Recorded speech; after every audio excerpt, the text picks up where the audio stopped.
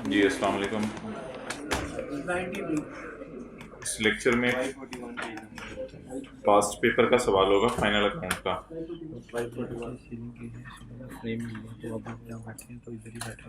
ठीक है, ज़्यादा दूर नहीं होना। Page 541। The following trial balance relates to, Abu Bakar ये नहीं लगा हुआ था। The following trial balance relates to Clifton pharma Limited, a public listed company, as a 30 सितंबर 2015। Page number 541। Cost of sale आ रही है, ऑपरेटिंग एक्सपेंसेस आ रहे हैं, लोन का इंटरेस्ट आ रहा है और गाड़ियों का किराया आ रहा है। वैसे ये अजीब सी चीज है, गाड़ियों का किराया आ रहा है। अच्छा, रेवेन्यू, इन्वेस्टमेंट इनकम, ये तो अदर इनकम में चली जाएगी कोई। लीज होल्ड प्रॉपर्टी, ये लीज होल्ड कोई नहीं होती, ये लीज्ड प्रॉपर्टी नहीं है, राइट ऑफ यूज टाइप चीज नहीं है। ये इस्लामाबाद के इलाकों में अक्सर ये होता है कि आप लैंड या खरीदते हैं तो वो 99 ईयर्स के लिए आपको लीज पे दे देते हैं। तो 99 ईयर्स ये तो आपकी उम्र होती है, तो पूरी ज़िंदगी के लिए आप इकट्ठे पैसे दे के खरीद लेते हैं, तो इसको ओन्ड प्रॉपर्टी ही कहते हैं। तो ये लीज होल्ड ओन्ड ही होती है बस। PP accommodation. अच्छा, ये ट्रायल में कुछ चीज़ों के साथ ओपनिंग बैलेंस लिखा होता है, इसकी क्या वजह होगी? असल में ये जो अकोमोडेशन अकाउंट है ना, ये इसमें साल के एंड पे एक एंट्री पड़ती है डेप्रिसिएशन की। देखें, कभी भी ट्रायल में डेटर का ओपनिंग बैलेंस नहीं आ सकता। वजह यह है कि ब्रॉड डाउन बैलेंस आएगा, 1 जनवरी को सेल होगी, 2 जनवरी को सेल होगी, 3 जनवरी को सेल होगी, 1 जनवरी को पैसे आएंगे, 2 जनवरी को पैसे आएंगे, 3 जनवरी को पैसे आएंगे, फरवरी में सेल होगी, फरवरी में पैसे आएंगे, मार्च में सेल होगी, मार्च में पैसे आएंगे। तो ट्रायल में इट इज़ नॉट पॉसिबल कि डेटर का ब्रॉड डाउन बैलेंस आ रहा हो। डेटर ने तो साल के एंड, साल पूरे के अंदर जो है वो इतने तमाशे करने हैं, कभी सेल होनी है, कभी पैसे आने हैं। इट इज़ नॉट पॉसिबल के ट्रायल में क्रेडिटर का ओपनिंग बैलेंस आ रहा हो। द रीज़न इज के क्रेडिटर का ब्रॉड डाउन होता है, फिर परचेजेस करते हैं आप, फिर परचेजेस करते हैं आप, तो परचेज कर करके मत मार देते हैं क्रेडिटर्स की। अगर आप होंडा एटलस कार है और गाड़ियां बना रहे हैं, तो गाड़ी बनाने के लिए तो 50 किस्म की चीज़ें आप एक दिन में ही खरीद लेंगे। तो क्रेडिटर अकाउंट का कभी ब्रॉड डाउन आना पॉसिबल नहीं है, क्योंकि पूरे साल में बहुत सी एंट्रीज इसमें आती हैं। ट्रायल में कभी कैश का बैलेंस जो है वो ब्रॉड डाउन नहीं आ सकता। कैश तो कभी सेल से आ रहा होता है, कभी अदर इनकम से कैश आ रहा होता है, कभी रेंट पे कर रहे होते हैं, कभी बिजली का बिल पे कर रहे होते हैं, कभी मिसलेनियस एक्सपेंसेस पे कर रहे होते हैं, कभी एडवर्टाइजमेंट पे कर रहे होते हैं, कभी सैलरीज पे कर रहे होते हैं, कभी आप रिपेयर करा रहे होते हैं, कभी आप जो है वो और कोई खर्चा कर रहे होते हैं। तो इट इज़ इम्पॉसिबल कि ट्रायल में कैश का ब्रॉड डाउन नजर आए। कैश अकाउंट की तो साल में आप जान ले लेते हैं। हाँ बोलें जरा। हाँ, अकमुलेटेड डेप्रिसिएशन अकाउंट एक ऐसा अकाउंट है जिसका ब्रॉड डाउन नजर आ रहा होता है ट्रायल में 70 रुपए डेप्रिसिएशन, और ये जो ब्रॉड डाउन बैलेंस है पूरा साल उदास पड़ा रहता है। वो डेटर अकाउंट को देख रहा होता है, तेरे तो मजे लगे हैं, तेरे में सेल भी आ रही है, तेरे में कैश भी आ रहा है। क्रेडिटर अकाउंट को देख रहा होता है, तेरे में परचेज भी आ रही है, तेरे में कैश भी आ रहा है। कैश अकाउंट को देख रहा होता है, तेरे में सेल भी आ रही है, तेरे में खर्चे भी आ रहे हैं। मैं पता नहीं, मुझे कोई लिफ्ट नहीं करा रहा। और जब पूरा साल गुजर जाता है तो फिर कहीं जाके अकाउंटेंट को ख्याल आता है कि 31 दिसंबर को खड़े होकर सारे साल के डेप्सिशन निकाले। वो फिर डेप्सिशन निकाल के एंट्री करता है, डेप्सिशन डेबिट, अकाउंटेशन क्रेडिट, ताकि कैरी डाउन 80 नजर आए। तो इसलिए ये ट्रायल में इसका ब्रॉड डाउन पड़ा होना पॉसिबल है, जरूरी नहीं है, पॉसिबल है कि ट्रायल में इसका क्या बैलेंस पड़ा हो, brought down. The reason is कि ये ऐसा अकाउंट है जो साल में ज्यादा यूज नहीं होता। तो ऐसे अकाउंट्स जिनमें साल के एंड पे एंट्रीज होती हैं, उन अकाउंट्स में कभी कभी ट्रायल में ब्रॉड डाउन पड़ा होगा और कभी कभी ट्रायल में कैरी डाउन पड़ा होगा। अगर ब्रॉड डाउन है तो सवाल वाला हमें बता देगा, वरना कोई ना कोई ऐसी इंडिकेशन होगी जिससे हमें पता चलेगा ये ब्रॉड डाउन है। सिमिलरली इससे मिलता जुलता account provision for doubtful debt, provision for doubtful debt. It is possible in paper के इसका भी ब्रॉड डाउन बैलेंस पढ़ाओ, क्योंकि साल के एंड के ऊपर डेटर का कैरी डाउन आना है, उसकी वजह से प्रोविजन का कैरी डाउन निकलना है। ये भी एक ऐसा अकाउंट है जिसका ब्रॉड डाउन पढ़ा हो सकता है। ये भी पॉसिबल है कि deferred tax liability slash asset का भी ब्रॉड डाउन पढ़ाओ, क्योंकि इसका ब्रॉड डाउन पूरा साल ट्रायल में अकेला पड़ा रहेगा, पड़ा रहेगा, पड़ा रहेगा, पड़ा रहेगा। साल के एंड पे आप 2 कॉलम बनाएंगे, कैरिंग अमाउंट, टैक्स बेस, फिर उसका डिफरेंस लेंगे, फिर उसके ऊपर टैक्स निकालेंगे। तो साल के एंड पे जाके आप carrying amount, tax base, difference निकाल के फिर टैक्स का कॉलम बनाते हैं। तो इसका मीन्स कि ये भी पूरा साल उदास पड़ा रहता है। तो ये 2-3 अकाउंट मैंने आपके सामने शो किए हैं। वक्त गुजरने के साथ साथ और भी अकाउंट्स शो करेंगे हम, जो ऐसे अकाउंट्स हैं जिनमें साल के दौरान कोई मूवमेंट और हरकत होती नहीं है, लेकिन सवाल कोई ना कोई इंडिकेशन दे दिया करेगा जिससे पता चला करेगा कि ये ब्रॉड डाउन बैलेंसेज हैं या कैरी डाउन बैलेंसेज हैं। तो ये ऐसे अकाउंट होंगे जो अक्सर बीडी बैलेंसेस पड़े हुआ करेंगे, बट सवाल का ट्रायल जो है कुछ ना कुछ बताया करेगा जहां से हमें हिंट मिलेगा, वरना इल्हामी ताकत हमारे पास कोई नहीं है। Account reduction account, provision for doubtful debt account, deferred tax liability account, ये कोई अकाउंट्स के आपने नाम नहीं याद रखने, ऐसे अकाउंट्स जिनमें साल में मूवमेंट बिल्कुल भी नहीं होती। ऐसे अकाउंट जिनमें साल में, जैसे घर के अंदर बहुत सी चीज़ें हैं, वो स्टोर में पेटी के अंदर कुछ चीज़ें पड़ी हुई हैं, पूरा साल नहीं लिफ्ट कराते और प्लेट रोजाना धुल रही है। तो डिपेंड करते चीज़ों के यूज़ पे। तो ये अकाउंट यूज़ ही नहीं होते पूरा साल, इसलिए पूरा साल ट्रायल में उदास पड़े रहते हैं। क्या चीज़? हाँ, डिस्पोजल वगैरह हो तो फिर तो सवाल बताएगा ना। अगर सवाल बता रहे तो फिर तो और बात है। डिस्पोजल वगैरह होगी तो फिर अकाउंट रिडक्शन साल के दौरान भी हिलेगा। तो कॉस्ट ऑफ सेल के साथ अगर 30 सितंबर 15 ऊपर लिखा हुआ है तो मुझे एतराज़ नहीं है। ऑपरेटिंग एक्सपेंसेस होते हैं एडमिन और सेलिंग, इनके साथ अगर 30 सितंबर 15 लिखा हुआ है तो ये पूरे साल के खर्चे हैं। लोन का इंटरेस्ट आपने पे कर दिया है, रेंट ऑफ व्हीकल खर्चों के तौर पे आ रहा है, रेंट एक्सपेंस डेबिट होके कैश क्रेडिट हो चुका है, इंटरेस्ट एक्सपेंस डेबिट होके कैश क्रेडिट हो चुका है, रेवेन्यू हो सकता है इंटरेस्ट एक्सपेंस डेबिट होके पेएबल क्रेडिट हुआ हो। बहरहाल ये वो अकाउंट्स हैं जिनकी डबल एंट्रीज हो चुकी हुई हैं। सेल आ रही है, इन्वेस्टमेंट इनकम आ रही है, अदर इनकम में जाएगी, एसेट्स आ रहे हैं, अकाउंट रिडक्शन आ रही है, अकाउंट रिडक्शन के साथ ब्रॉड डाउन लिखा हुआ है। इसका मतलब है इस साल के रिडक्शन के रेट अदर इन्फॉर्मेशन में हमें देगा। 30 सितंबर 15 हमारा ईयर एंड है, तो यकम अक्टूबर 14 ईयर का स्टार्ट है। इन्वेस्टमेंट्स आ रही हैं यानी एसेट्स के तौर पे, शेयर कैपिटल आ रहा है, शेयर प्रीमियम आ रहा है, ब्रॉड डाउन रिटेन्ड अर्निंग आ रही है। ब्रॉड डाउन रिटेन्ड अर्निंग का मतलब ये है वर्किंग 6 जहन में लाई कंसोलिडेशन की, ओपनिंग रिटेन्ड अर्निंग्स। तो असल में पैट निकलने सेल और खर्चे नेट होके, तो सेल और खर्चे तो ट्रायल के मुंह पे नजर आ रहे हैं। तो जब सेल और खर्चे ट्रायल के मुंह पे नजर आ रहे हैं तो इसका मतलब है अर्निंग में अभी तक गिरे नहीं है। तो जब अर्निंग में अभी तक गिरे नहीं है तो फिर ये कौन से खर्चे, ये कौन सी रिटेन्ड अर्निंग का बैलेंस है? ओपनिंग बैलेंस है। ये बैलेंस के बारे में जरा रूल सुनने। अगर ये डेट ना भी लिखी होती, ये जो मैंने सर्कल किया है, तो ये जो नजर आ रहे हैं ना, मैं मिसाल के तौर पे 2-3 चीजें हाईलाइट कर रहा हूं, सेल, इनकम, खर्चे।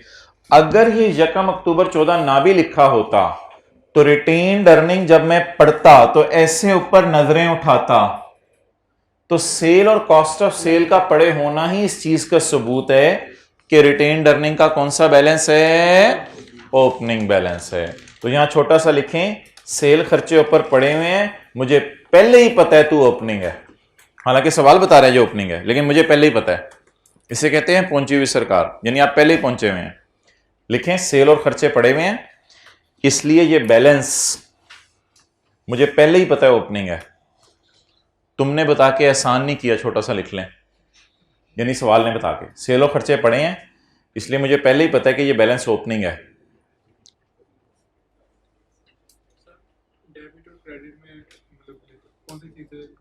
अच्छा ठीक है, कौन सी चीजें क्रेडिट में आती हैं, कौन सी डेबिट में आती है वो बताओ। अच्छा भाई पूछ रहे हैं डेबिट और क्रेडिट में कौन सी चीजें और क्यों आती हैं। सेल्स और लाइबिलिटीज क्रेडिट साइड पे आएंगी, सेल्स, लाइबिलिटीज, अदर इनकम्स, और एसेट्स और एक्सपेंसेस डेबिट पे आएंगे।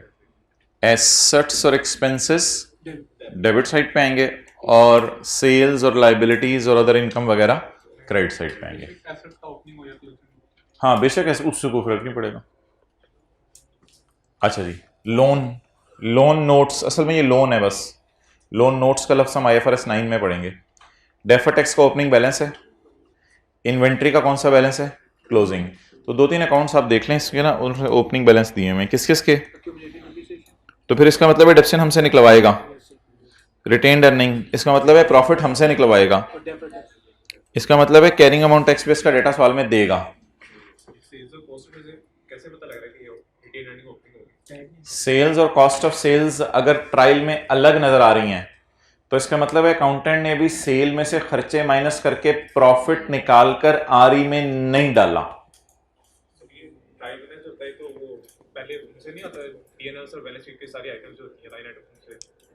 ट्रायल बैलेंस तो लेजर के टी काउंट से आता है। अकाउंटिंग साइकिल में पहले अकाउंटिंग एंट्रीज होती हैं, फिर टी काउंट्स होते हैं। टी काउंट्स के ये कैरी डाउन्स हैं। तो सेल्स और एक्सपेंसेस नेट होके प्रॉफिट अभी तक निकला नहीं, वो हम खुद निकाल लेंगे, उस प्रॉफिट को इस अर्निंग में डालेंगे। डेफर्ड टैक्स, इन्वेंट्री का क्लोजिंग बैलेंस आ रहा है, डेटर का क्लोजिंग बैलेंस आ रहा है, बस नहीं लिखा हुआ ये सारे क्लोजिंग है। पॉसिबल ही नहीं है ना डेटर का ओपनिंग बैलेंस आए। वजह क्या है, डेटर में तो साल में 1000 दफ़ा सेल हुई होगी, 1000 दफ़ा पैसे आए होंगे, और क्रेडिटर्स आ रहे हैं और बैंक का बैलेंस आ रहा है। ठीक है, चलें जी।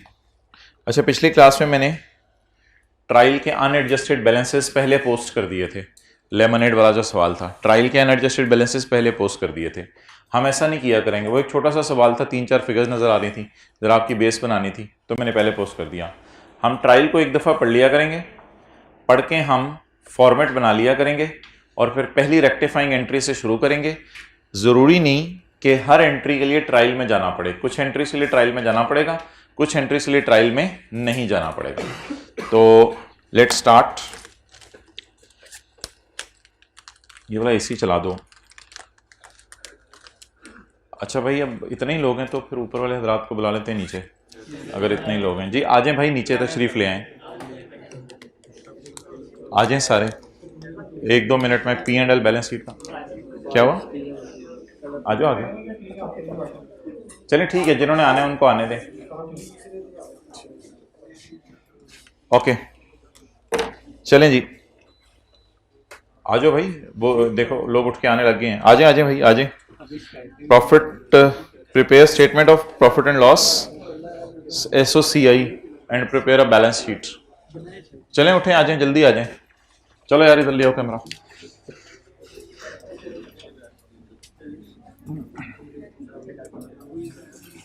चलें जी, ओके इधर से शुरू करें यार। ऑर्गेनाइजेशन का नाम Clifton pharma. CPL, statement of comprehensive income for year ended 30/9/15। अच्छा, अब ऐसा करें कि ये लिख लें और पूरा लिख लें। CPL की जगह ऑर्गेनाइजेशन का नाम लिखें, SOCI की जगह स्टेटमेंट ऑफ कॉम्प्रिहेंसिव इनकम लिखें, और फॉर ईयर एंडेड पूरा लिखें 30/9/15। और इसके बाद जो है वो मैं इसको मिटा रहा हूं, क्योंकि मैंने सेल कॉस्ट और सेल वगैरह लिखनी है, तो फिर जगह नहीं बचती।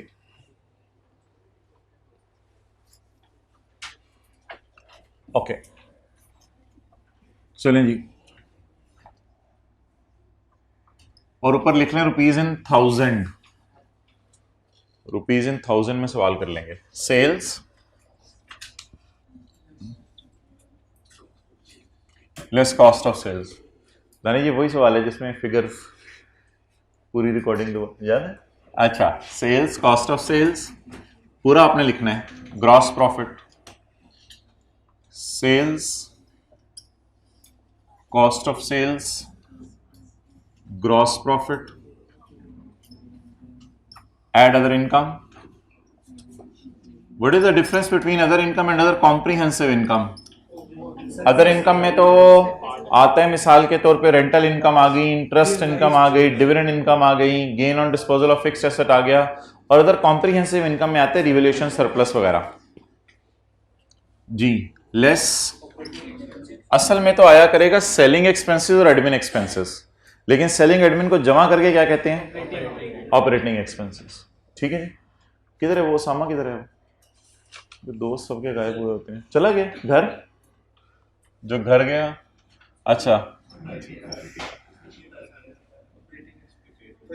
ऑपरेटिंग एक्सपेंसेस और फाइनेंस कॉस्ट और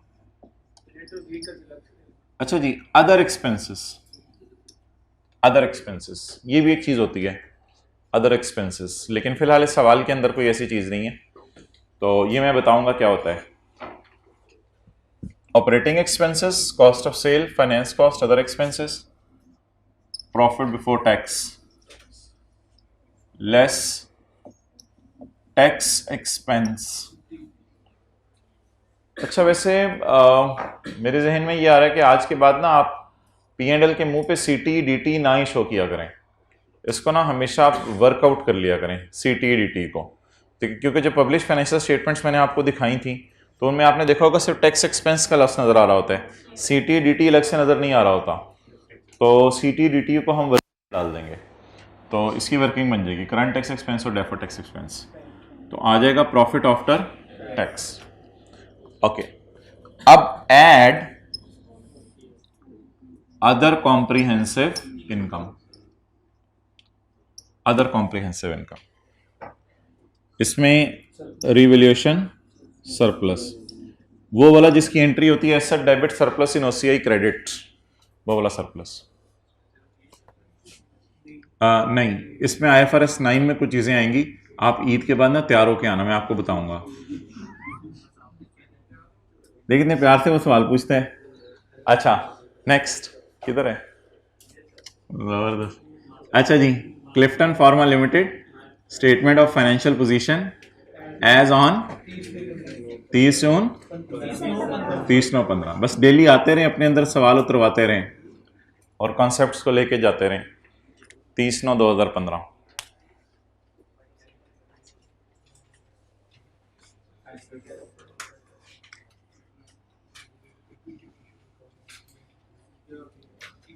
अच्छा मुझे शायद थोड़ा सा मसला हो क्योंकि मैंने व्हाइट बोर्ड पे प्लानिंग करनी है, लेकिन आपको पेपर में इतना मसला नहीं होगा क्योंकि पेपर में आप कुछ एक्स्ट्रा लाइनें भी छोड़ सकते हैं। अच्छा, अब अगर जरा मैं प्लान करना चाहूं तो ये तो खर्चे वगैरह हो गए, लीज होल्ड प्रॉपर्टी है, ये PPE होगी। अच्छा आप देखें पब्लिश फाइनेंशियल स्टेटमेंट के ऊपर ना ये अलग अलग नहीं आ रही होती चीजें, किधर है साथ साथ ये, किधर एनुअल रिपोर्ट 2019, आपको हम नीचे लेके जा रहे हैं, मुझे दफन करने लगे हैं। नहीं थोड़ा सा ऊपर रखेंगे।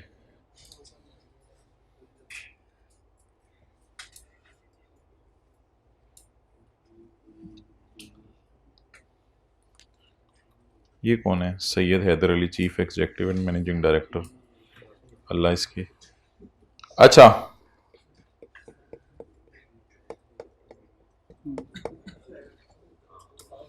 ये अनकंसोलिडेटेड फाइनेंशियल स्टेटमेंट्स हैं या कंसोलिडेटेड जो हम करने लगे हैं? सेपरेट फाइनेंशियल स्टेटमेंट्स हैं, अनकंसोलिडेटेड। तो देखें बैलेंस शीट में इस तरह कुछ होता है, एसेट्स होते हैं नॉन करंट एसेट्स, PPE। अब PPE में फिर डिटेल होती है कि लैंड कितनी है, बिल्डिंग कितनी है, प्लांट कितने हैं, मशीनरी कितना है, फिर राइट ऑफ यूज हैं, फिर इनटेंजिबल्स हैं, उनकी डिटेल होगी। तो ये नॉन करंट एसेट्स हो जाएंगे। इस तरह फिर कुछ करंट एसेट्स हो जाएंगे। करंट एसेट्स में ना कोशिश कीजिएगा जितना हो सके पेपर में इस रिदम को फॉलो करें। इसमें 2-3 चीजें, स्टॉक, डेटर और कैश एंड बैंक, ये आमतौर पे ज्यादा चीजें आती हैं, स्टॉक, डेटर और कैश एंड बैंक।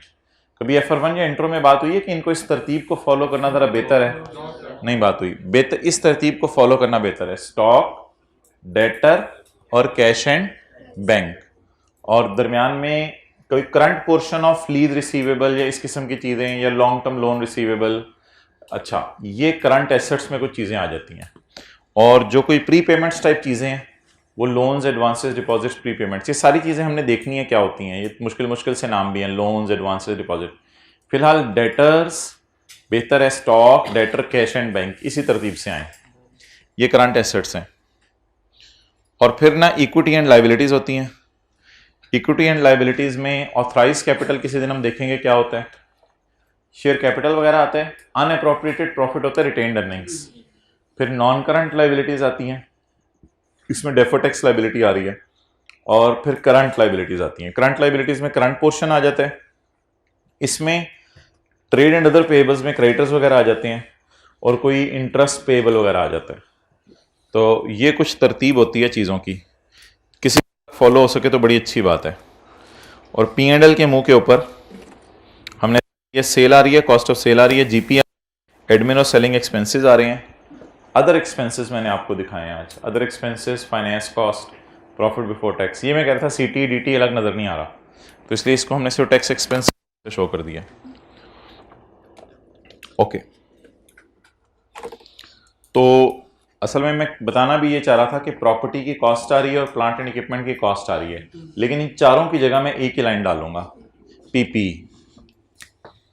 तो मैं एसेट से शुरू कर रहा हूँ, एसेट से शुरू कर लेते हैं, कुछ लोग लाइबिलिटीज से शुरू कर लेते हैं या कैपिटल से। तो एसेट्स में मैंने हेडिंग देनी है ऊपर non current assets, non current assets, ये हमारी हेडिंग होगी। इसमें लिखें पहले प्रॉपर्टी प्लांट एंड इक्विपमेंट, लेकिन जगह की कमी की वजह से मैं नॉन करंट एसेट्स भी लिख के मिटा रहा हूँ, जैसे मैंने ऊपर बैलेंस शीट लिख के मिटा दिया है, प्रॉपर्टी प्लांट एंड इक्विपमेंट। लेकिन आप हजरात पूरा लिखिएगा, क्योंकि आप हजरत हैं, आप हजरात पूरा लिखिएगा, प्रॉपर्टी प्लांट एंड इक्विपमेंट। ठीक है मोअज़्ज़िज़ बच्चे, चलें आगे। इसके अलावा कुछ इन्वेस्टमेंट्स वगैरह होंगी।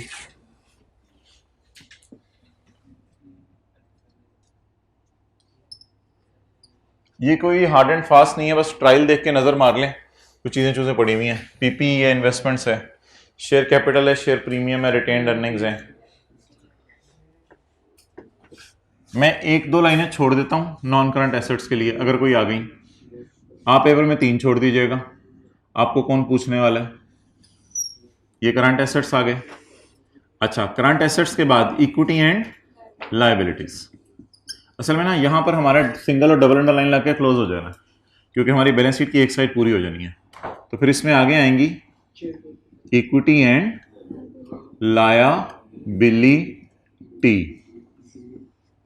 Equity and liabilities.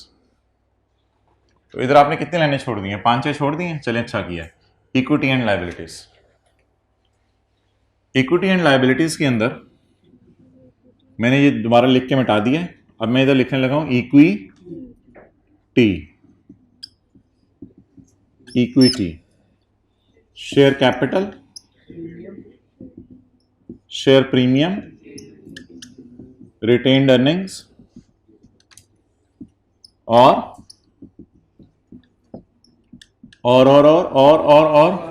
Revaluation surplus, revaluation surplus. अच्छा जी, इसके अलावा नॉन करंट लायबिलिटीज भी आएंगी। नॉन करंट लायबिलिटीज ऐसी लायबिलिटीज जो करंट नहीं मारती, या ऐसी जो 1 साल के बाद पे करनी है, जो 1 साल के बाद पे करें। How you dear, you want to ask something, you want to say something? Okay, non current liabilities. और in the end current liability, ऐसी लायबिलिटीज जो 1 साल के अंदर अंदर पे हो जानी है।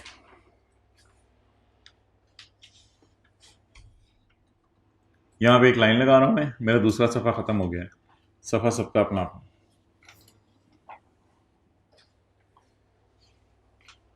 सॉसी, एक होती है सास, एक होती है सॉसी। वो बनानी नहीं है, लेकिन मैं बना रहा हूं, क्योंकि बनाना मिल्क शेक आजकल शॉर्ट हुआ हुआ है, सारे मैंगो का पी रहे हैं। Statement of changes in equity, statement of changes in equity. तो वो बनानी नहीं है, लेकिन बना के देख लेते हैं कैसे बनती है। ऐसा ना हम बड़े हो गए हों, हमें भूल जाए। For year ended 30/9/15, saucy. ये तीसरे सफ़े के शुरू में आपने बना ली, 7 वाले के मत्थे पे। Statement of changes in equity for year ended. जी आप लोग भी बनाएं, आप लोगों के लिए अलग क्लास नहीं होनी। यार अजीब सवाल पूछते हैं तो शर्म सी आती है मुझे। अच्छा जी, इसमें कौन कौन से कॉलम आते हैं सॉसी में? अच्छा, ये पहला सफा कौन सा होता है वैसे ऑर्गेनाइजेशंस में? Balance sheet. और दूसरी सफी P&L। अच्छा, वैसे ये लोग ना OCI अगले सफे पे ले जाते हैं, OCI अगले सफे पे ले जाते हैं,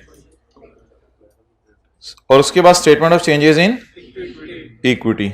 ओ तेरी यार, होला हाथ रखो, की हो गया यार, की हो गया? शेयर कैपिटल,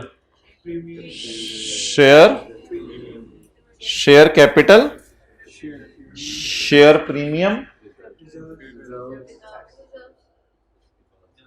अनएप्रोप्रिएटेड प्रॉफिट, जिसे मैं रिटेन्ड अर्निंग कहूंगा। जी मोहतरम, बुरा ना मनाइएगा, सारे मॉडल टाउन की जमाइयां आपको। अच्छा जी, तो share capital, share premium, CRE कहां से आ गई? सीआरई कहां से आ गई? कौन बोला है सीआरई? कौन बोला है सीआरई? सीआरई या आरी? आरी, सीआरई आरी।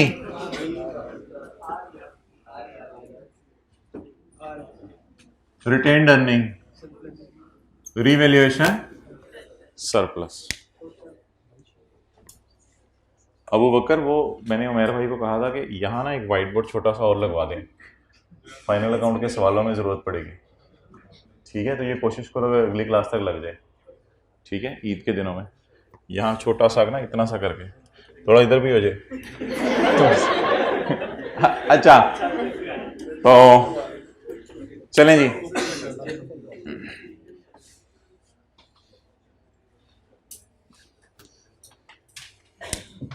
स्कैंस का वो कौन सा वाला कैंपस है? वो जो वो ग्राउंड के सामने है, शेषक अबू बकर, उसमें कितने लोग पड़े हुए हैं? वो जो बेसमेंट के अंदर एक कमरा है, उसमें पता है व्हाइट बोर्ड के ऊपर इतनी सी एक चिप सी लगी हुई है ऐसे करके यहाँ से ऊपर। तो वो उनसे रिक्वेस्ट की थी मैंने, वो इधर नाम नहीं आता था कंपनी का और फॉर द ईयर एंडेड, तो वो इसलिए लगवाई थी, पर नाम भी आ जाया करे। तो वक्त आया तो इधर भी लगवा लेंगे कभी। अच्छा अच्छा, चलें चलें चलें आगे। अब आप मुझे बता दें, आगे सवाल की तरफ आ जाएं, पता चले बातें ही करते रहें और स्टेशन आ जाए। शुरू करें जी।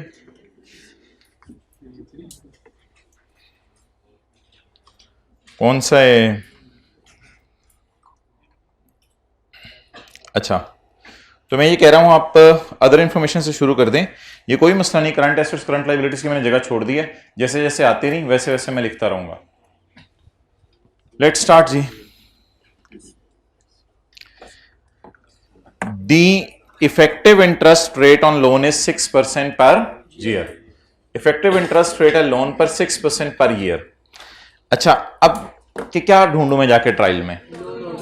लोन का बैलेंस ढूंढूं, लोन का बैलेंस ढूंढूं। अच्छा, अब लोन का अगर मैं बैलेंस ढूंढूं जाके सवाल में, तो वो कितने हजार है? 50,000। 50,000 पर 6%, जरा साथ वाले कैलकुलेटर पे निकाले कितना निकलता है? 50,000 का 6% कितना है? 3,000। 50,000 के लोन पर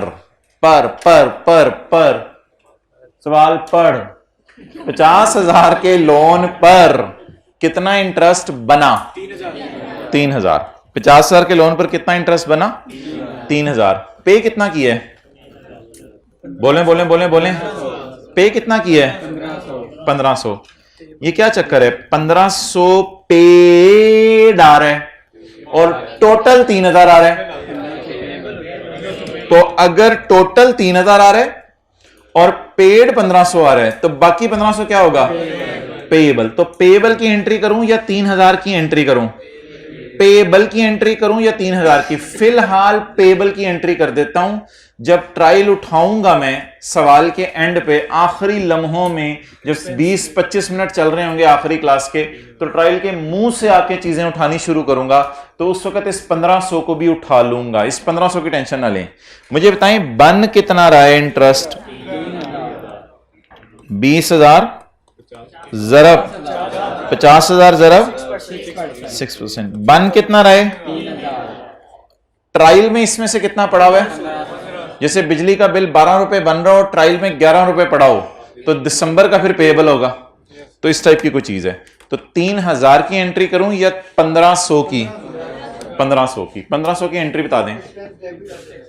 फाइनेंस कॉस्ट डेबिट और पेएबल क्रेडिट। अच्छा, अब ना मोटी मोटी कुछ वर्किंग्स हैं, एक तो छोटी छोटी होती है ना, एक होती है मोटी मोटी। मोटी मोटी कुछ वर्किंग्स हैं, वो जरा मैं खोल के रख लेता हूं। Working 1 is my cost of sale, working 2 other income, working 3 operating expenses, working 4 finance cost, other expenses. एक ऑपरेटिंग एक्सपेंसेस एक अदर एक्सपेंसेस है, उनमें इंशाल्लाह आने वाले दिनों में फर्क पता चलेगा। अदर एक्सपेंसेस में आज कोई चीज नहीं आनी।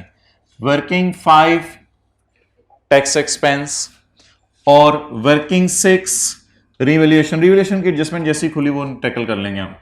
Working 6 PP. ठीक है, तो ये मोटी मोटी एडजस्टमेंट्स हैं जो मुझे अभी फील हो रही थी कि मैं कर लूं, तो उसके लिए मैंने जो है वर्किंग रेफरेंसेस आपके सामने जो है वो ओपन कर दिए हैं। अब आप मुझे बताएं कि मैं वर्किंग्स ओपन करने लगा हूं तो यहां से मैं स्टार्ट लेने लगा हूं वर्किंग्स का, लेकिन ये जो वर्किंग जो भी मैंने खोली है ना, ये मैं तो स्क्रीन पे करूंगा, यहां व्हाइट बोर्ड पे नहीं करूंगा।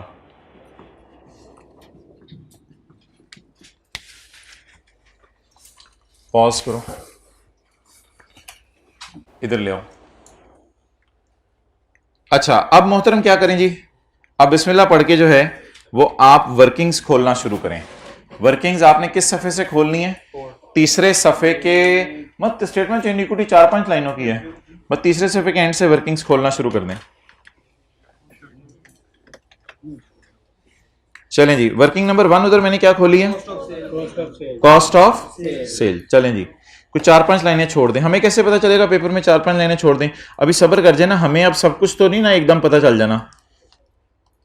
वर्किंग 1 कॉस्ट ऑफ सेल, आगे बोलो जी। वर्किंग 2 अदर इनकम, ठीक है जी, वर्किंग 2 हो गई हमारी अदर इनकम। आगे चलें जी, वर्किंग 3 ऑपरेटिंग एक्सपेंस, ठीक है जी, ऑपरेटिंग एक्सपेंस।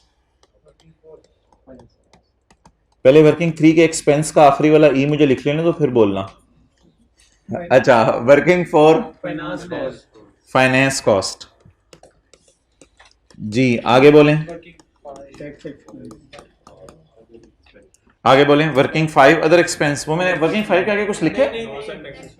वर्किंग 6 5 क्या? Tax expense. इसमें मैं आपको बता दूं क्या आएगा। CT current year, DT current year और सीटी प्रायर, लेकिन सीटी प्रायर हमारे सवाल में नहीं है तो इसलिए सीटी और डीटी। आगे चलें, वर्किंग 6 पीपी, वो फिर मैं देख लूंगा उधर ही खोलने में। चलें जी, वर्किंग्स खोल लें, 4-4 लाइनें छोड़ के ना, 4-4 5-5 लाइनें। Cost of sale, operating expenses, other income, finance cost.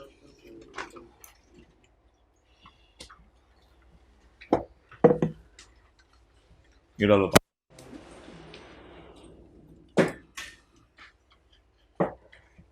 Okay, और वर्किंग 5 टैक्स एक्सपेंस।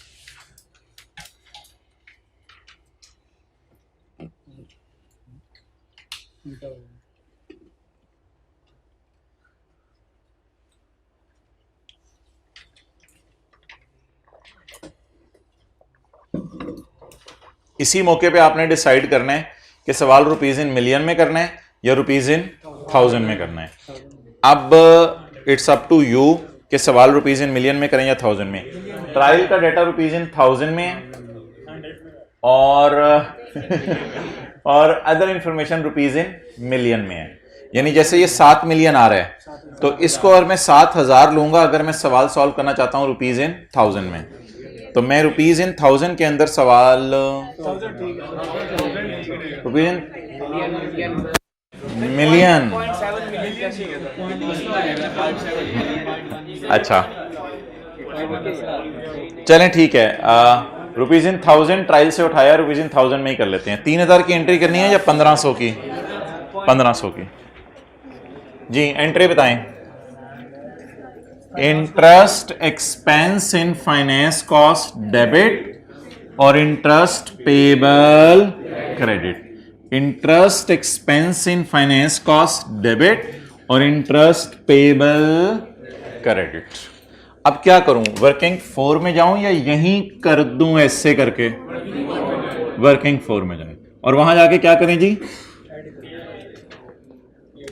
चलें जी, डबल एंट्री करवाएं 1500 की या 3000 की? 1500 की। फाइनेंस कॉस्ट में जाके इंटरेस्ट एक्सपेंस एक लाइन छोड़ दें, ट्रायल में भी कोई फाइनेंस कॉस्ट पड़ी हो सकती है, शायद पड़ी भी हुई है, एक लाइन मैंने उसके लिए छोड़ दी है। इंटरेस्ट एक्सपेंस ये ट्रायल वाला है या 3000 माइनस 1500 वाला? 3000 मैंने निकाला था, 1500 ट्रायल के मुंह पे था, बकाया वाला 1500 है। इंटरेस्ट एक्सपेंस डेबिट, डेबिट हो गया, डेबिट हो गया। अब मैं क्या करने लगा हूं? क्रेडिट। इंटरेस्ट पेबल जी बोलें। 1500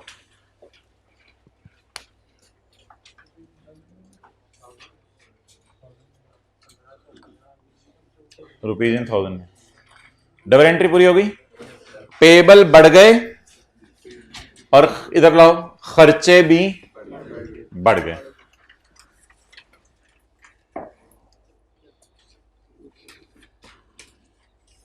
चलें जी, अगली एंट्री तो बड़ी आसान है। There are two separate contract for rent of vehicles. Rent of vehicles के लिए दो सेपरेट कॉन्ट्रैक्ट्स हैं। There are two separate contracts for rent of vehicles. Rent of vehicles के लिए दो सेपरेट कॉन्ट्रैक्ट्स हैं। ये फाइनल अकाउंट ढूंढो जरा पिछली दफा वाले में। अच्छा, इसमें कौन सा पेज है? ये क्लिफ्टन वाला सवाल है। एक मिनट, क्लिफ्टन वाला ये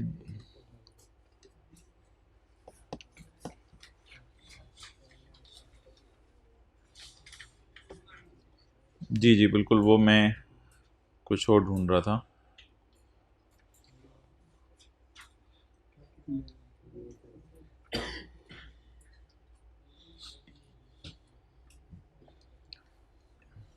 ये जी रिवाइज कर लें, ये भाईजान रिवाइज कर लें। जी मोहतरम, हाँ जी। ये 3000 का है तो इनकम स्टेटमेंट में तो 3000 आना चाहिए। जी मोहतरम, जिस वक्त अभी मैं ट्रायल के फिगर्स उठाऊंगा ना, जब आखिर में 15-20 मिनट बचेंगे, तो जब मैं ट्रायल के फिगर्स उठाऊंगा तो ट्रायल के फिगर्स उठाते हुए वो जो 1500 है ना, वो वाला 1500, वो बिल्कुल आप सही कह रहे हो। जब मैं ट्रायल की फिगर्स उठाऊंगा एक एक फिगर, तो उस वक्त इंशाल्लाह मैं यहां 1500 लिख दूंगा ट्रायल से उठा के, क्योंकि ट्रायल में जो चीजें नजर आ रही हैं वो एक दफा नजर आएंगी और जो अदर इंफॉर्मेशन से आ रही है उनकी डबल एंट्री होगी। जब मैं ये 1500 एंड पे लिखूंगा क्लास के, तो टोटल इधर इंशाल्लाह 3000 ही आ जाएगा। ओके। अच्छा, मैं इस वक्त आपको लेके गया था लेसी की रिवीजन कराने के लिए। जो सिंपल लेसी होते हैं, आपको याद आ रहा हो, उसकी बैलेंस शीट में क्या क्या आता है? Right of use, lease liability और इंटरेस्ट पेएबल। और पी एंड एल में क्या आता है? डेप्रिसिएशन और इंटरेस्ट एक्सपेंस। लेकिन एक सिंप्लीफाइड अप्रोच भी है। सिंप्लीफाइड अप्रोच, अगर मैं ज्यादा मुश्किल लफ्ज यूज करूं तो रिकॉग्निशन एग्जेम्पशंस, आरओयू को रिकॉर्ड ना करो, लीज को रिकॉर्ड ना करो। मैं रिपीट कर रहा हूं, एक सिंपल अप्रोच भी है, उधर छुपी हुई है, सिंपल अप्रोच भी है। या दूसरा लफ्ज रिकॉर्ड करने की एग्जेम्पशन, आरओयू भी रिकॉर्ड ना करें, लीज लायबिलिटी भी रिकॉर्ड ना करें, इसे कहते हैं रिकॉग्निशन सिंप्लीफाइड अप्रोच। ऐसी सूरत में पी एंड एल में क्या नजर आता है? सिर्फ रेंट एक्सपेंस। और ये कौन सी लीज होती है? Short term lease. और हाँ, इस लीज में कभी कभी रेंट पेबल वगैरह भी आ सकता है, अगर कोई किराया वगैरह भी पे ना किया हो, वो बात अलग है। लेकिन ये सिंपल अप्रोच है। ये शॉर्ट टर्म लीज 12 महीने से कम वाली और लो वैल्यू एसेट जिसकी प्राइस बड़ी कम है, तो ये लो वैल्यू एसेट और शॉर्ट टर्म लीज के लिए हमारे पास ऑप्शन अवेलेबल है कि हम इसको कहां डाल दें? पी एंड एल में। तस्वीर खींच लें, फिर आगे चलते हैं। तो ये शुरू वाली क्लासें जो 10-15 थी, उसमें से बात है।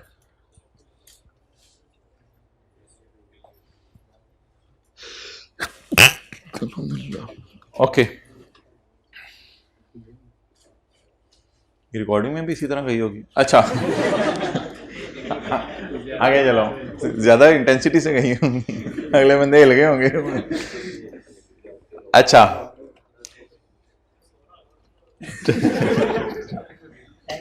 चलें जी। There are 2 separate contracts for the rent of vehicles. 2 अलग अलग कॉन्ट्रैक्ट हैं व्हीकल के किराए के।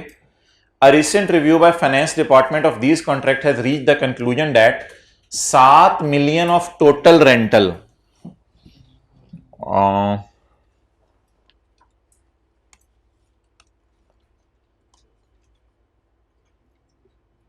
7 million of total rental कितना? What is total rental appearing on the move of trial? C note 2 note 2 ही पढ़े ना, तो 7,000 of total rental. A recent review by finance department showed that 7,000 of total rental cost relate to lease rather than rent. 7,000 relate to lease rather than, ये rent पे कोई चीज नहीं ली हुई, शायद अकाउंटेंट ने रेंट डेबिट कर दिया है, इसलिए हमें आरओयू और लीज लायबिलिटीज नजर नहीं आ रही। It relate to lease rather than rent. हमने कहा फिर बताओ लीज क्या है, किस्तें कितनी है, डिस्काउंट रेट क्या है, कितने साल की लीज है। इतनी सी इंफॉर्मेशन मुझे आप पढ़ के बता दें कि 7,000 की रॉन्ग एंट्री क्या हुई है। इतनी सी इंफॉर्मेशन मुझे आप पढ़ के बता दें कि 7,000 की रॉन्ग एंट्री क्या हुई है। वर्किंग नंबर 7 जी, मुझे आप बता दें इतनी सी इंफॉर्मेशन पढ़ के कि रॉन्ग एंट्री क्या हुई है। Rent expense debit rent debit नहीं हुआ। देखें जरा, फोकस करें, मेरे मुंह के इधर देखें और मेरे सर के पीछे देखें, इस तरह देख लें। रेंट क्या हुआ है? डेबिट। तो कैश क्या हुआ होगा? क्रेडिट। वो कैश तो मुझे नजर नहीं आ रहा ना, क्योंकि वो तो कैश के अंदर बहुत सी ट्रांजेक्शन इस साल होती हैं। तो रॉन्ग एंट्री क्या हुई होगी? Rent debit cash credit. ठीक है, अभी मैं रॉन्ग के चक्कर में नहीं पड़ा। आगे चलें जी। जैसे वो सवाल नहीं था मिंट लेमनेड वाला, उसमें एक एंट्री गलत हो गई थी, R&D डेबिट। ट्रायल के मुंह पे R&D नजर आ रहा था। अब हमने कहा भाईजान ये क्या चीज है, इधर ट्रायल के मुंह पे रेंट नजर आ रहा है। तो कुछ गलतियां मुंह देख के पता चल जाती और कुछ पे अदर इंफॉर्मेशन में आना पड़ता है। अच्छा, तो बता दें जी, ये अच्छा ये लिखा हुआ है, and it has been wrongly recorded as an expense by accountant। ये नहीं लिखा हुआ, बल्कि ट्रायल के मुंह से पता चल रहा है, चेहरे बोलते हैं। The lease was entered on साल का पहला दिन। हाँ, लीज वॉज एंटर्ड ऑन साल का, which was when 7 was paid का क्या मतलब है? Which was when 7 was paid? Advance का सवाल है या एरियर का? लीज वॉज एंटर्ड ऑन यकम October when 7 was paid. Advance का सवाल है। The lease agreement is for a period of, and there will be 3 more payments. तो टोटल लीज फिर 4 साल की। The lease agreement was entered on साल का पहला दिन, जब 7 मिलियन पे हो गया। तो पहली किस्त कितने की, कब पे हुई? The lease agreement is for a period of, and there will be 3 more annual payments in advance of payable on 1 October each year. The vehicles in the lease agreement had a fair value at October and they should be depreciated using a सीधा लकीर तरीका to a, the interest rate implicit in the lease is 10%. Fair value lessee के case में ignore करनी होती है, लिख लें। लेसी रिकॉर्ड करता है पीवी पे चीजों को, फेयर वैल्यू इग्नोर करनी होती है लेसी के केस में। चलें जी, वर्कआउट करवाएं चीजें। एलपी नहीं 7,000 इंटू 4 कितना? 28।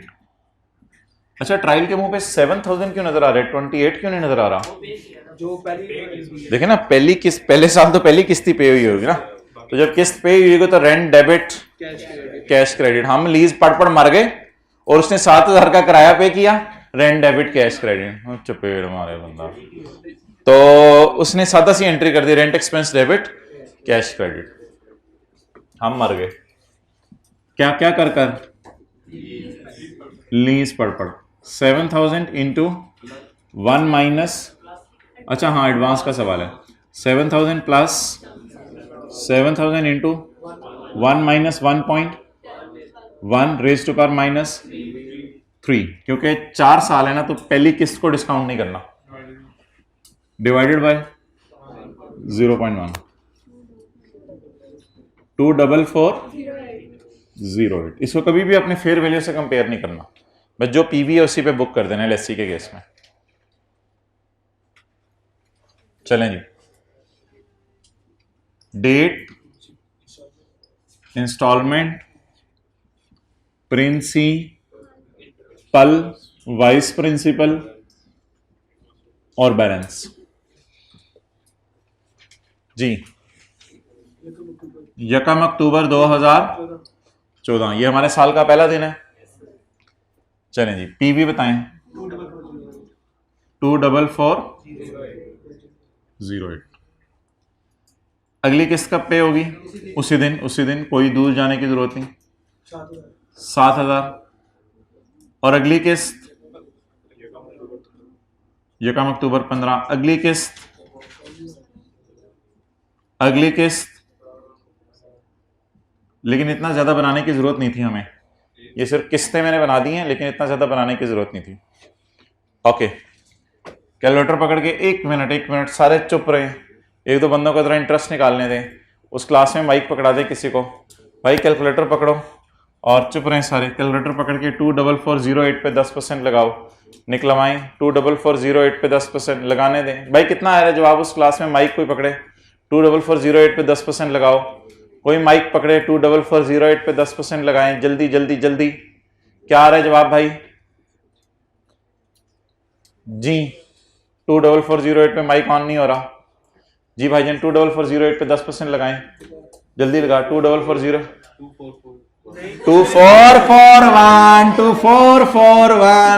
क्या करें इसके साथ? किसने भी निकाला था? तुमने। भाईजान यकम अक्टूबर को लाइबिलिटी है और यकम अक्टूबर को ही पेमेंट कर दी, तो एडवांस के सवालों में पहली किस्त में इंटरेस्ट नहीं होता। साथ वाले का हाथ पकड़ के दिखाएं मुझे जिसने ये कैलकुलेशन की है। अच्छा जी, तो इंटरेस्ट पहली किस्त में नहीं होगा। ओके बोलें जी। अब 7,000 माइनस 0 कर रहे हैं, अब इतने जज्बाती हो गए, 7,000 माइनस 0 कर रहे हैं, 7,000 आ गया इज इक्वल टू। चलें तो 24408 माइनस 7,000 17। अच्छा ये शेड्यूल याद है ना, इसमें से ये माइनस करते होते थे, ये आता था, ये तो नहीं भूल गया हुआ। अच्छा 17408 पे 10% लगाएं। 175259 12149 बस काफी है, आगे जाने की जरूरत नहीं। आगे तो जाने सबने, लेकिन फिलहाल आगे जाने की जरूरत नहीं।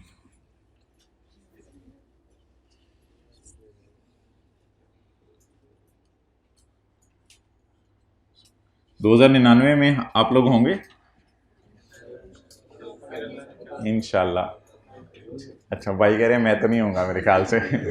अच्छा चलें जी, तो अब आप मुझे बता दें कि जनरल एंट्रीज करके पोस्टिंग कर लें या डायरेक्ट पोस्टिंग कर लें? डायरेक्ट पोस्टिंग करेंगे, जनरल एंट्रीज करके पोस्टिंग करेंगे तो हमारी तो बस हो जानी है पेपर में। तो जी मोहतरम, अभी थोड़ी देर पहले आपने मुझे बताया था कि बैलेंस शीट के मुंह पर क्या क्या आना है।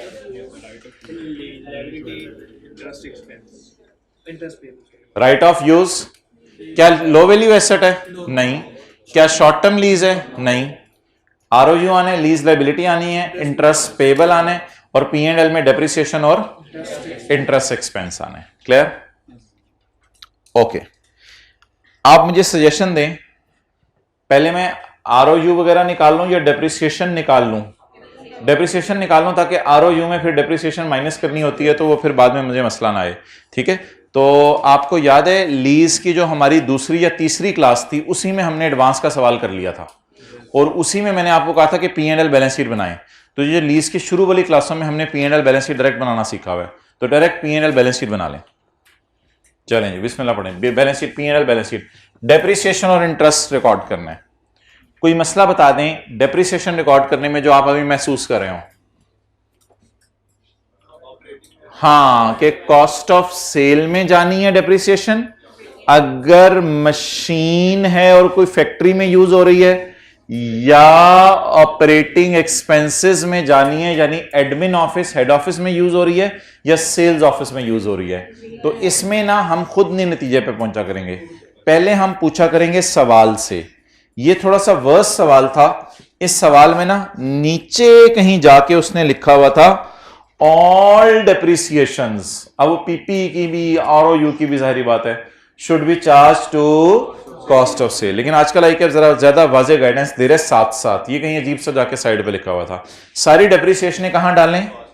कॉस्ट ऑफ सेल में डालें। तो इस वजह से मैंने डेप्रिसिएशन निकालनी है और कहां डालनी है? बोले बोले बोले कॉस्ट ऑफ सेल में। अब बड़ा कंफर्टेबल फील करें बिकॉज हम लीज के बैलेंस शीट और P&L एक्सट्रैक्ट्स बना रहे हैं। अब अगर थोड़ा पोस्टिंग में आपको चीजें भूलें तो आपने परेशान नहीं होना कि मेरे फाइनल अकाउंट के कॉन्सेप्ट का कोई मसला है। आपने परेशान होना है कि लीज थोड़ा सा जरा मैं रिवाइज कर लूंगा इंशाल्लाह तो फिर ये बातें याद आ जाएंगी। तो इसलिए परेशान नहीं होना इसके ऊपर कि यार मुझे भूल रहा है। चलें जी, डेप्रिसिएशन के बारे में क्या डिसाइड हुआ है? कहां डालूं? कॉस्ट ऑफ सेल में। इंटरेस्ट कहां डालूं? फाइनेंस। तो depreciation in cost of sale डाल दूं और इंटरेस्ट कहां डाल दूं? फाइनेंस कॉस्ट में। अच्छा, ROU कहां डालने? बैलेंस शीट के फेस पर, राइट ऑफ यूज। और लीज लाइबिलिटी कहां डालनी है? नॉन करंट लाइबिलिटीज में। और current portion of lease liability या लीज ऑब्लिगेशन इधर डालना है। और सवाल में इंटरेस्ट पेएबल भी डालना है। और सवाल में इंटरेस्ट पेएबल ऑन लीज अलग से डालना है। वो इंटरेस्ट पेएबल ऑन लोन है। ये वाला कौन सा इंटरेस्ट था? Payable on loan. मुझे कौन सा चाहिए? लीज के ऊपर। चलें जी, इसको डबल एंट्री से लेके नहीं चलना लीज को, वो बहुत टाइम लग जाएगा फिर। बताएं जी, डेप्रिसिएशन कहां डालूं? Finance cost, interest on lease. आगे चलें, आगे आगे।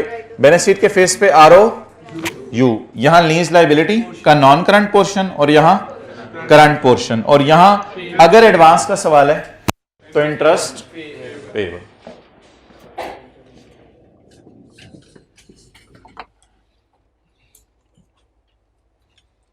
जी मोहतरम,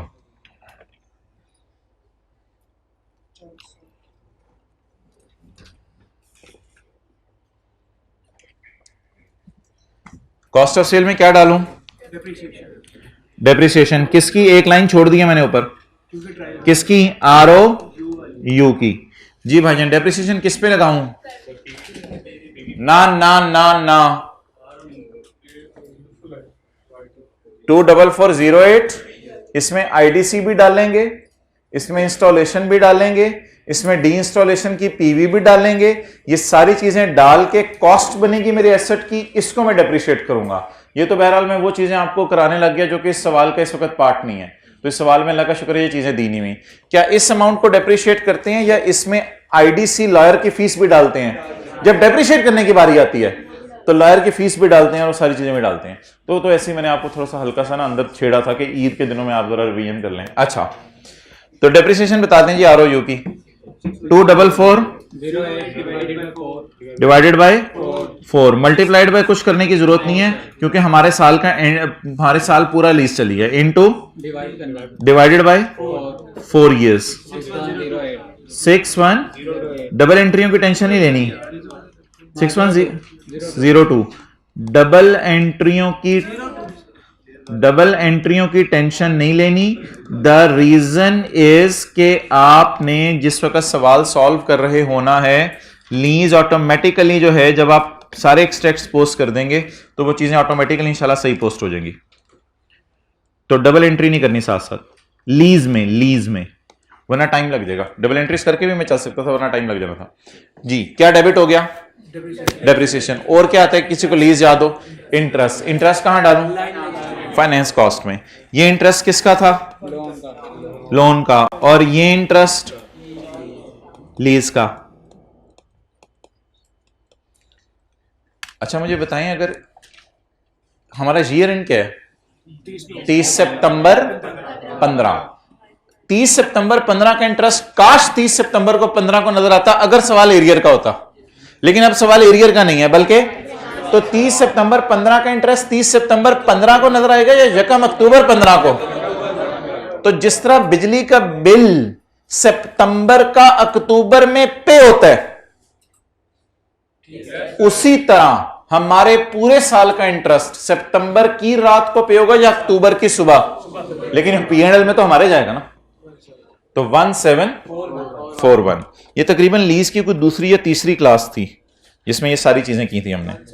1741। ये क्या बन गया जी हमारा? P and L. अब हमने किस तरफ मूव करना है? ROU, lease liability, current portion, non current portion और इंटरेस्ट पेएबल। चलें जी, आरओयू जी भाईजान कॉस्ट बताएं। 24408 24408 माइनस 1 साल की डेप्रिसिएशन या 1 साल से ज्यादा की डेप्रिसिएशन निकाली हुई आपने कितनी? 6102 जी 18306। ये आरओयू में चला गया। आगे बताएं जी, लीज लायबिलिटीज। बैलेंस शीट बनाने के लिए हमारे साल की पेमेंट के नीचे लाइन लगा दें। ये अगला साल की शुरू में पेमेंट है। हमारे साल एक ही पेमेंट हुई है, वो हमारे साल के शुरू में हुई है। तो हमारे साल की पेमेंट के नीचे ये करंट पोर्शन और ये नॉन करंट पोर्शन। चलें जी, करंट पोर्शन बताएं। 52 और नॉन करंट पोर्शन 12149। क्या कोई इंटरेस्ट पेएबल आएगा? इंटरेस्ट भाई ये उस क्लास में हेड्स डाउन क्यों करके बैठे हैं आखिरी दो में? अच्छा ठीक है यार, आप दोनों रिलैक्स करो, इधर क्यों बैठे हो? अच्छा अब मुझे पता चला कौन हो। ठीक है आप लोग बैठ जाओ इस तरह। अच्छा मोहतरम बता दें, इंटरेस्ट 30 सितंबर 15 की रात को पे हुआ या अगले साल की सुबह? पेएबल है या पेड है? पेएबल है। कितना? 1741। चलें जी, ये तो वो हो गया जो आपने लीज में सीखा था, लेकिन अब फाइनल अकाउंट की एक एडजस्टमेंट मुझे करवा दें। रेंट एक्सपेंस ट्रायल के मुंह पे नजर आ रहा था, इसको आप समझें, जो चीज मुंह पे नजर आ रही है शायद ये ट्रायल का नजर वट्टू नहीं, ये ट्रायल के मुंह पे एक अजीब सी चीज नजर आ रही है जो ट्रायल के मुंह पे नजर आनी चाहिए या नहीं नजर आनी चाहिए? नहीं नजर आनी चाहिए। अब क्या करूं? ये सारी पोस्टिंग्स तो मैंने कर दी, इतना तो लीज में मैंने सीखा हुआ था। अब एक छोटा सा काम मैं पेपर में करूं कि मैं ट्रायल के मुंह पर आके ये जो 7000 है इसके सामने एक एडजस्टमेंट पोस्ट करूं। ये जो 7000 है मैंने 8600 में से अलग करके शो किया था आपको, तो ये तो 8600 में पड़ा हुआ था ना। अब मैं लिखूं इसके आगे 7000, ताकि जिस वक्त मैं सवाल में ये फिगरें मुंह से उठाने आऊं तो इस फिगर को मैं जीरो उठाऊं। अगर आपने जनरल एंट्री से समझना है तो मैं 7000 को जनरल एंट्री से भी समझा देता हूं, लेकिन सादा सी बात करें, पेपर में कॉम्प्लिकेट ना किया करें चीज को। रेंट एक्सपेंस नजर आना चाहिए या ROU, lease liability, current portion, non current portion, interest payable, depreciation और इंटरेस्ट, कहीं जो बाद में आपने कहा, जो बाद में मैंने कहा, वो नजर आना चाहिए। या क्या नजर आना चाहिए? रेंट।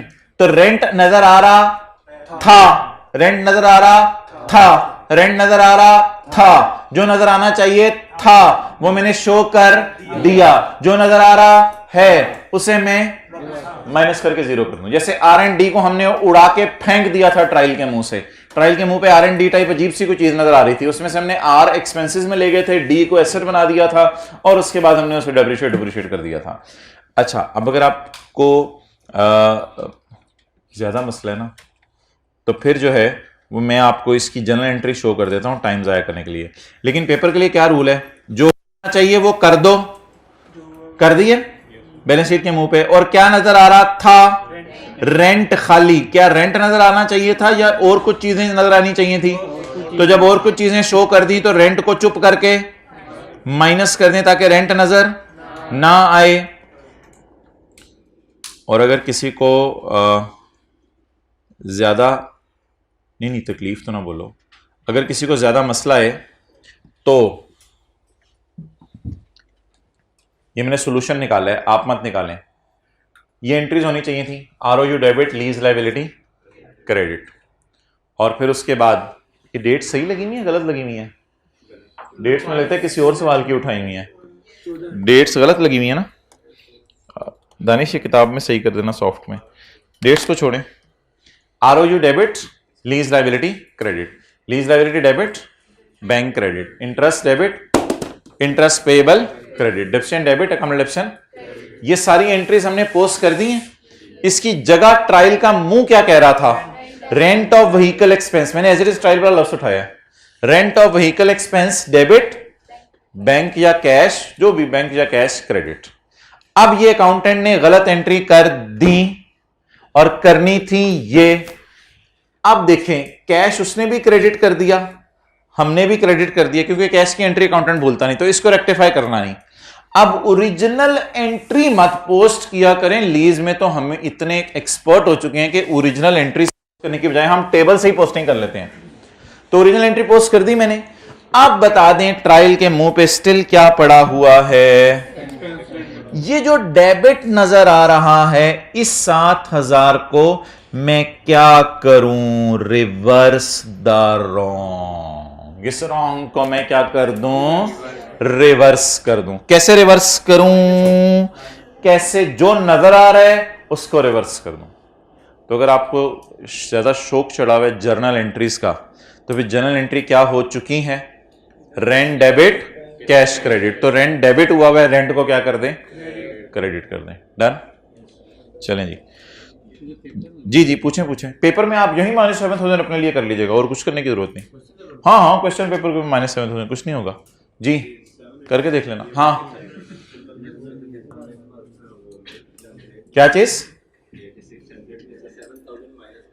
600 कौन सा, 86 उसके तो ऊपर मैं अभी बात करनी है बड़ी डिटेल। 8600 का एक टुकड़ा कितना है, दूसरा टुकड़ा 1600 को मैं देखता हूं अभी क्या करना है, इस पर डिस्कशन करते हैं। अभी इसके बारे में तो सवाल ने भी हमें बताया नहीं क्या करना है इसका। उधर लिखा था R&D रिप्रेजेंट, यानी उस सारे के बारे में बात की हुई थी, इधर उसमें से 7,000 के बारे में इसने बता दिया। 1600 पे मैं आपसे डिस्कशन करूंगा। रेड मैंने मार्कर क्यों यूज किया है कि सवाल वाले 7,000, सवाल वाला 8600 था, 8600 को मैंने 7,000 1600 अलग अलग करके लिख लिया, और इस 7,000 को अब मैंने ट्रायल से उठा के फेंक दिया, क्योंकि एक्सपेंस नजर नहीं आना चाहिए था। वेरी सिंपल चीज है, इसको जितना मर्जी फैला लें आप डिस्कशन। आगे चलें जी। द अदर कॉन्ट्रैक्ट, ये कितने रुपए का होगा फिर, the other contract, the other contract 1600 के बारे में भी बताने लगे। The other contract relate to lease of vehicle for 5 months। ये कौन सी लीज है, short term lease. And the rental should be charge to, और इसको ऑपरेटिंग में ले जाओ, तो इसको ले जाएं 1600 को ऑपरेटिंग में, बस एज इट इज पकड़ के ले जाएं, यहां कुछ माइनस करने की जरूरत नहीं। ये खर्चा है, बस खर्चे को रेलेवेंट जगह पे जाके पार्क कर दें। इस 1600 को कहां ले जाओ, ऑपरेटिंग एक्सपेंसेस में। आप बताएं मैं ऑपरेटिंग एक्सपेंसेस में यहां लेके जाऊं या वर्किंग 3 में, तो 1600 को एज इट इज ले जाएं। ये तो अल्लाह का शुक्र है कोई गलती भी नहीं है, खर्चा है, खर्चों को खर्चों में शो कर दें, बस सही जगह पे शो कर देना चाहिए, बस डाल के जहां पे। तो ये 1600 कह रहे कहां डाल दो, ऑपरेटिंग एक्सपेंसेस में शो कर दें जी, ऑपरेटिंग एक्सपेंसेस में। किधर है जी मोहतरम, रेंट कौन सी लीज, शॉर्ट टर्म लीज कितना, it should be shown to, क्या कहता था, ऑपरेटिंग एक्सपेंसेस, इसको ऑपरेटिंग एक्सपेंसेस में शो कर दो, कर दिया।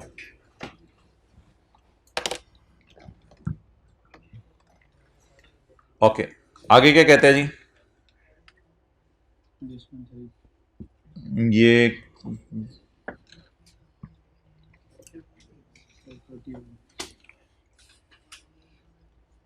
Adjustment number 3।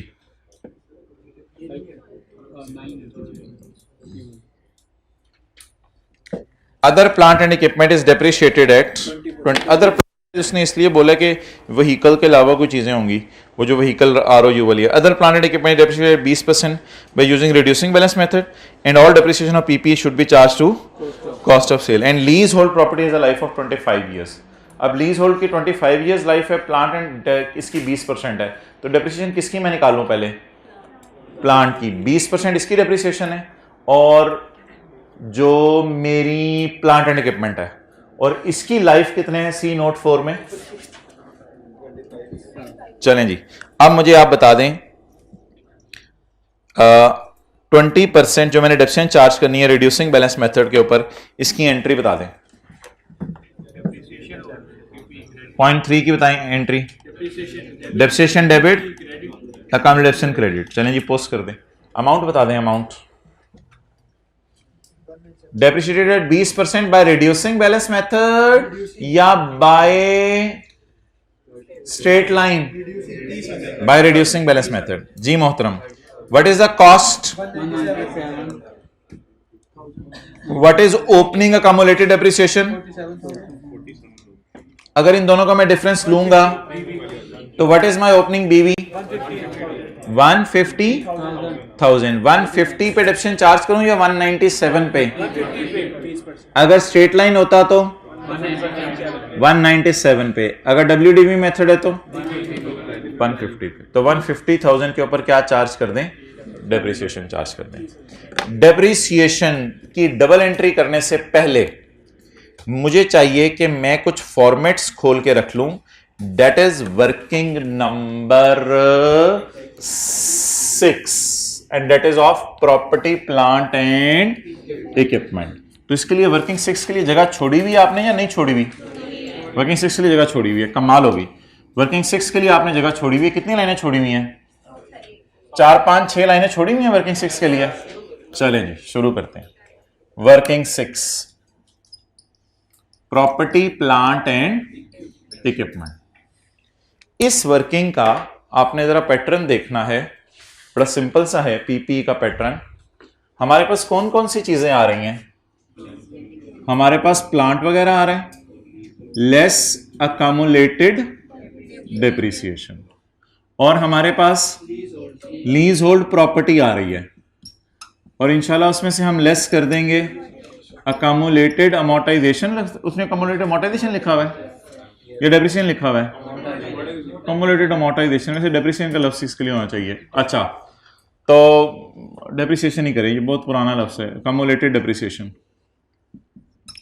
जी मोहतरम, अब आप मुझे बताएं कि यहां प्लांट की कॉस्ट आ जाती है और यहां brought down accumulated depreciation plus depreciation for the year, और यहां कैरी डाउन अकम्युलेशन आ जाती है। तो कॉस्ट में से जब कैरी डाउन अकम्युलेशन माइनस कर दें तो कैरी डाउन बुक वैल्यू आ जाती है। मैं आपको कह रहा हूं कि ट्रायल के मुंह से चीजें मत उठाएं, ट्रायल के मुंह से चीजें एंड से ही उठा लेंगे। फिलहाल मुझे डेप्रिसिएशन फॉर द ईयर निकलवा दें, बाकी चीजें इंशाल्लाह मैं बाद में करूंगा। लेकिन इस वर्किंग में डेप्रिसिएशन निकाल लूं या जहां कॉस्ट ऑफ सेल में बाकी डेप्रिसिएशन निकाल रहा हूं, जहां कॉस्ट ऑफ सेल में बाकी डेप्रिसिएशन निकाल रहा हूं वहीं जाके ये वाली डेप्रिसिएशन भी निकाल लेता हूं। फिर एंट्री क्या कर दूंगा, अब एंट्री क्या बनेगी देखें, depreciation expense in cost of sale debit, accumulated depreciation credit. ये डबल एंट्री देख लें हाथ के इशारे से, depreciation expense in cost of sale debit, accumulated depreciation credit. लेकिन वो कॉस्ट ऑफ सेल में करूं या इधर ही कर दूं जहां मैं उंगली हिला रहा हूं, कॉस्ट ऑफ सेल में। तो कॉस्ट ऑफ सेल में आके जी एक और डेप्रिसिएशन निकालें,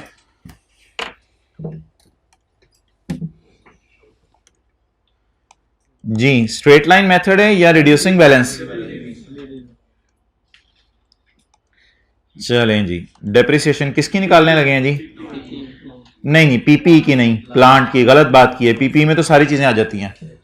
चलें जी, बोलें भाई। कॉस्ट 197 माइनस, अच्छा माइनस 47,000 मल्टीप्लाइड बाय 20%, 30,000।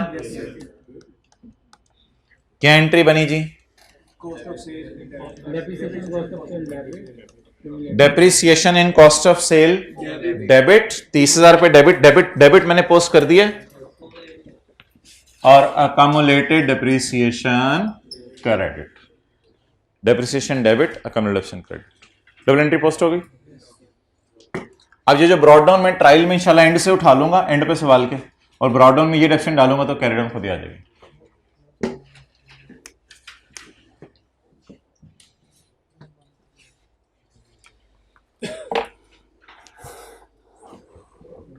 अच्छा यार, जिस किसी को थोड़ा एक मसला आ रहा है ना डेप्रिसिएशन की कैलकुलेशन में, तो वो फिर ऐसे देख ले।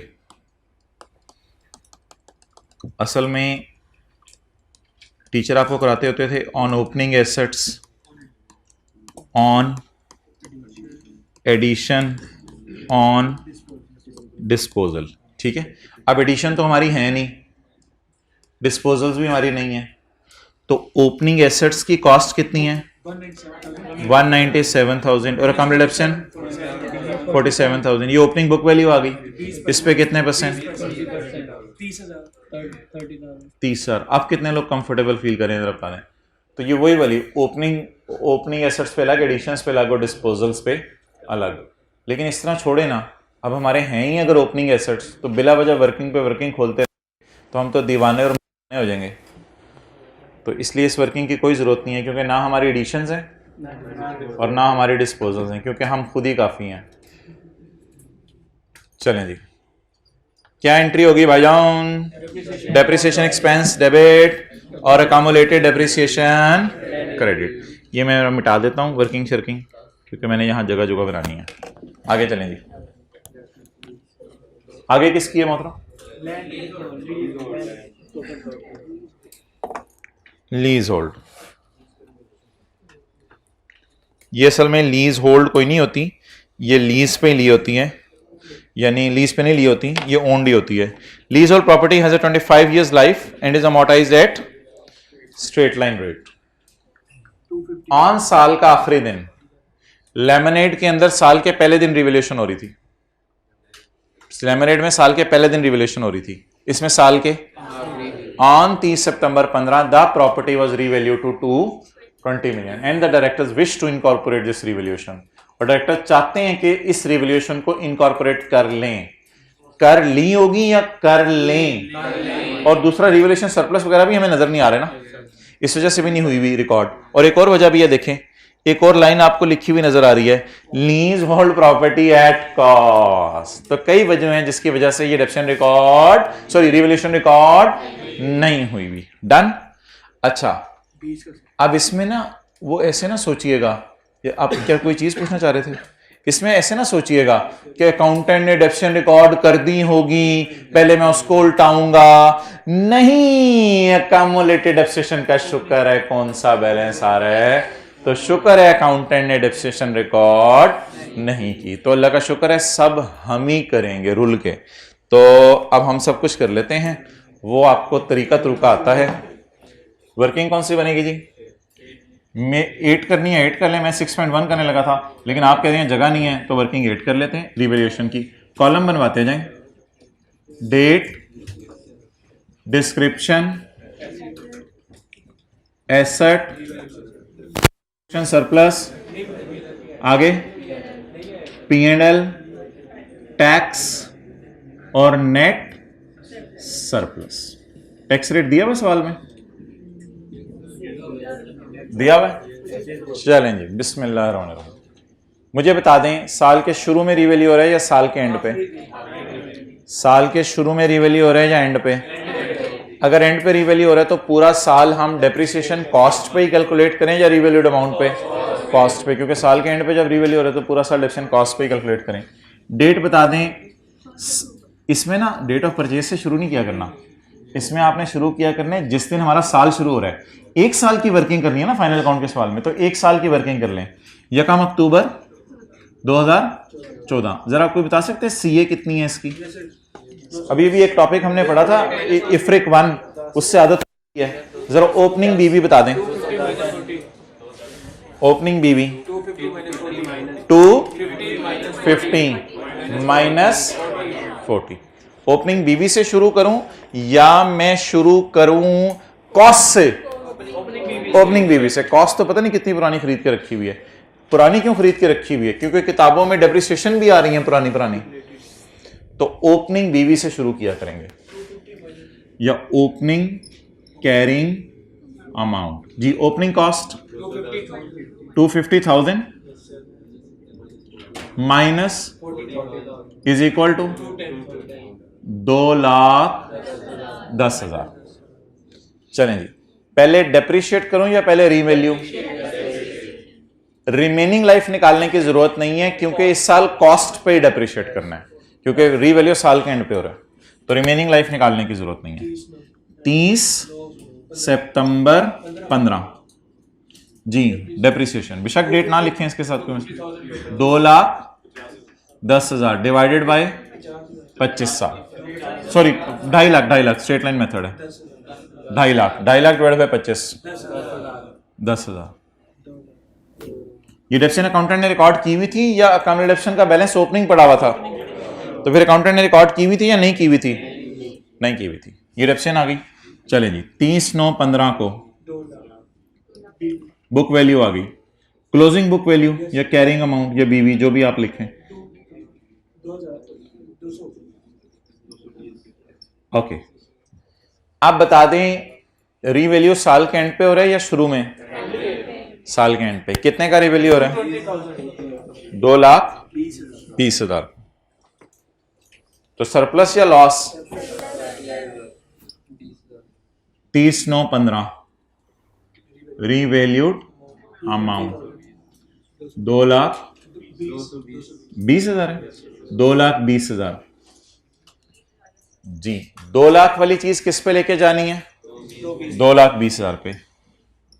तो 30/9/15 को रीवैल्यूएशन सरप्लस 20,000।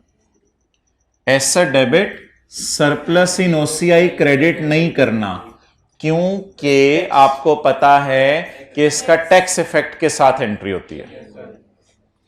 अच्छा, अब 20,000 को P&L के आगे डैश, इसके टोटे टोटे कर दें, 25% और 75%। जी, आपको याद है ये कॉलम ऐसे ऐसे करके, चलो मेरे भी ऐसे ऐसे करते थे, इसी तरह ये कॉलम ऐसे ऐसे करके टोटे टोटे कर दें और इसको 25% और 75% कर दें। तो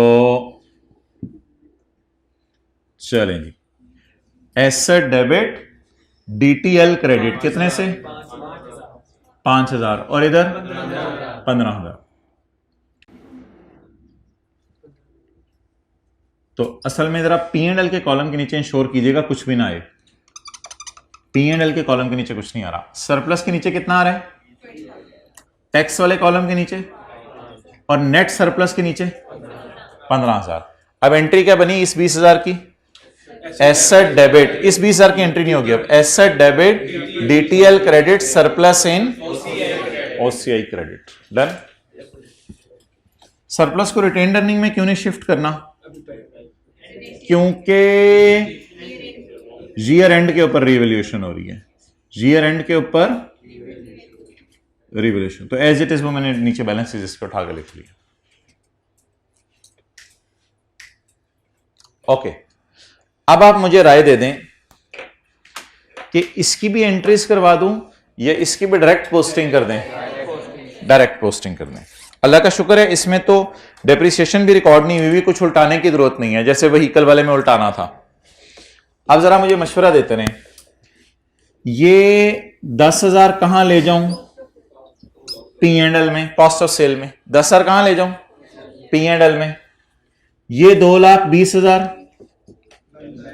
बैलेंस शीट में, ये 2,20,000 बैलेंस शीट में, और एक जर्नल एंट्री करूं, एक जर्नल एंट्री करूं, जर्नल एंट्री करूं एक। ये जरा 3 कॉलम, ये 3 चीजें जरा फोकस करें।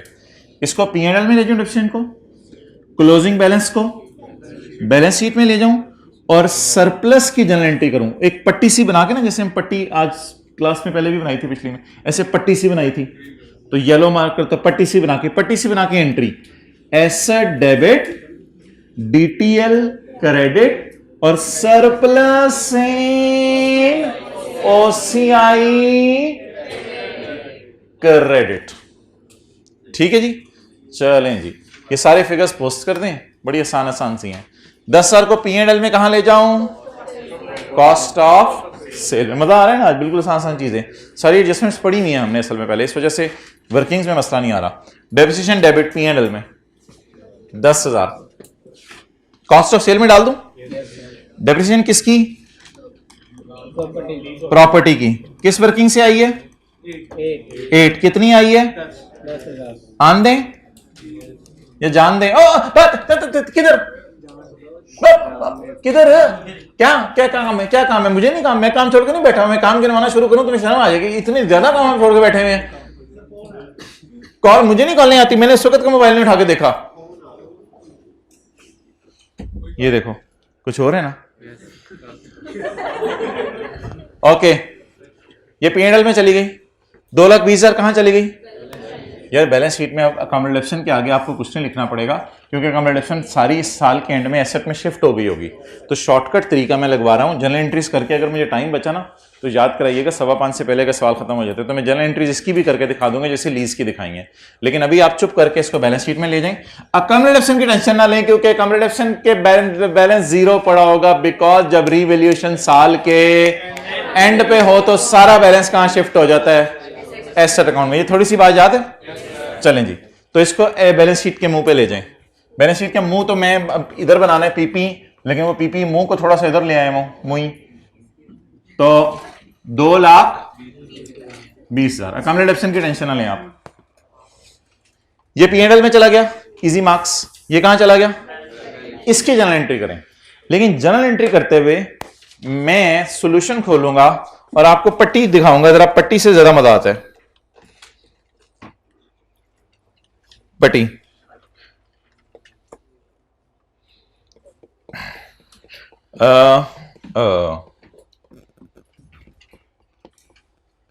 कौन सा सवाल है ये? 9। चलें जी, बिस्मिल्लाहिर्रहमानिर्रहीम। जी बबलूज, ये जो मैं हाईलाइट कर रहा हूं ग्रीन से, ये कहां ले गया हूं मैं? ये जो मैं ग्रीन से हाईलाइट कर रहा हूं, ये कहां ले गया हूं? बैलेंस शीट में।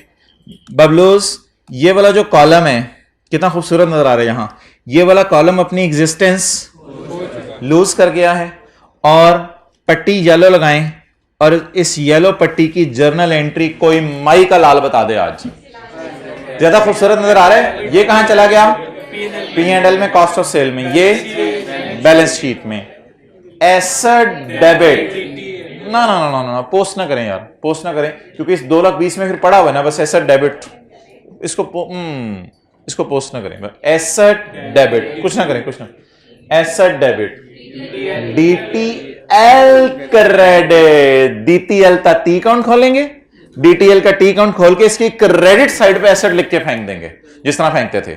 DTL क्रेडिट और सरप्लस इन OCI क्रेडिट। ठीक है जी, तो मैंने आपको 3 बातें बता दी। पहली बात मैंने आपको क्या बताई? P&L में ले जाना है। दूसरी बात मैंने आपको क्या बताई? बैलेंस शीट में ले जाना है। और तीसरी बात मैंने आपको क्या बताई? कि जनरल एंट्री कर देनी है। वो किधर है कॉलम? अच्छा ये। तो तीसरी बात मैंने आपको बताई, इसकी जर्नल एंट्री कर देनी है। Number 1, number 2 and number 3। चलें जी, DTL क्रेडिट कराएं, DTL क्रेडिट करवाएं। वर्किंग कौन सी खोल लो आप? एक तो वर्किंग ही नहीं खत्म हो रही। वर्किंग नंबर 9, हिम्मत, हौसला, जज्बा, अज़म बंदे को पता नहीं कहां ले जाता है। अच्छा जी, DTL कितना? 5,000 DTL क्रेडिट, DTL क्रेडिट। और सरप्लस इन OCI, सरप्लस इन OCI कितना जी? 15,000। अब ये डबल एंट्री देखें कैसे हुई पूरी। एसेट में 20,000 पड़ा हुआ है, एसेट डेबिट, देखते रहे पूरा मैं चल के दिखाऊंगा एक एक। एसेट में 20,000 पड़ा हुआ है, एसेट डेबिट, DTL, जल्दी बोलें, DTL credit and surplus in OCI credit. Statement equity में क्या लेके जाना है वो मैं बाद में बताऊंगा। तो ये आपकी डबल एंट्री पूरी होगी।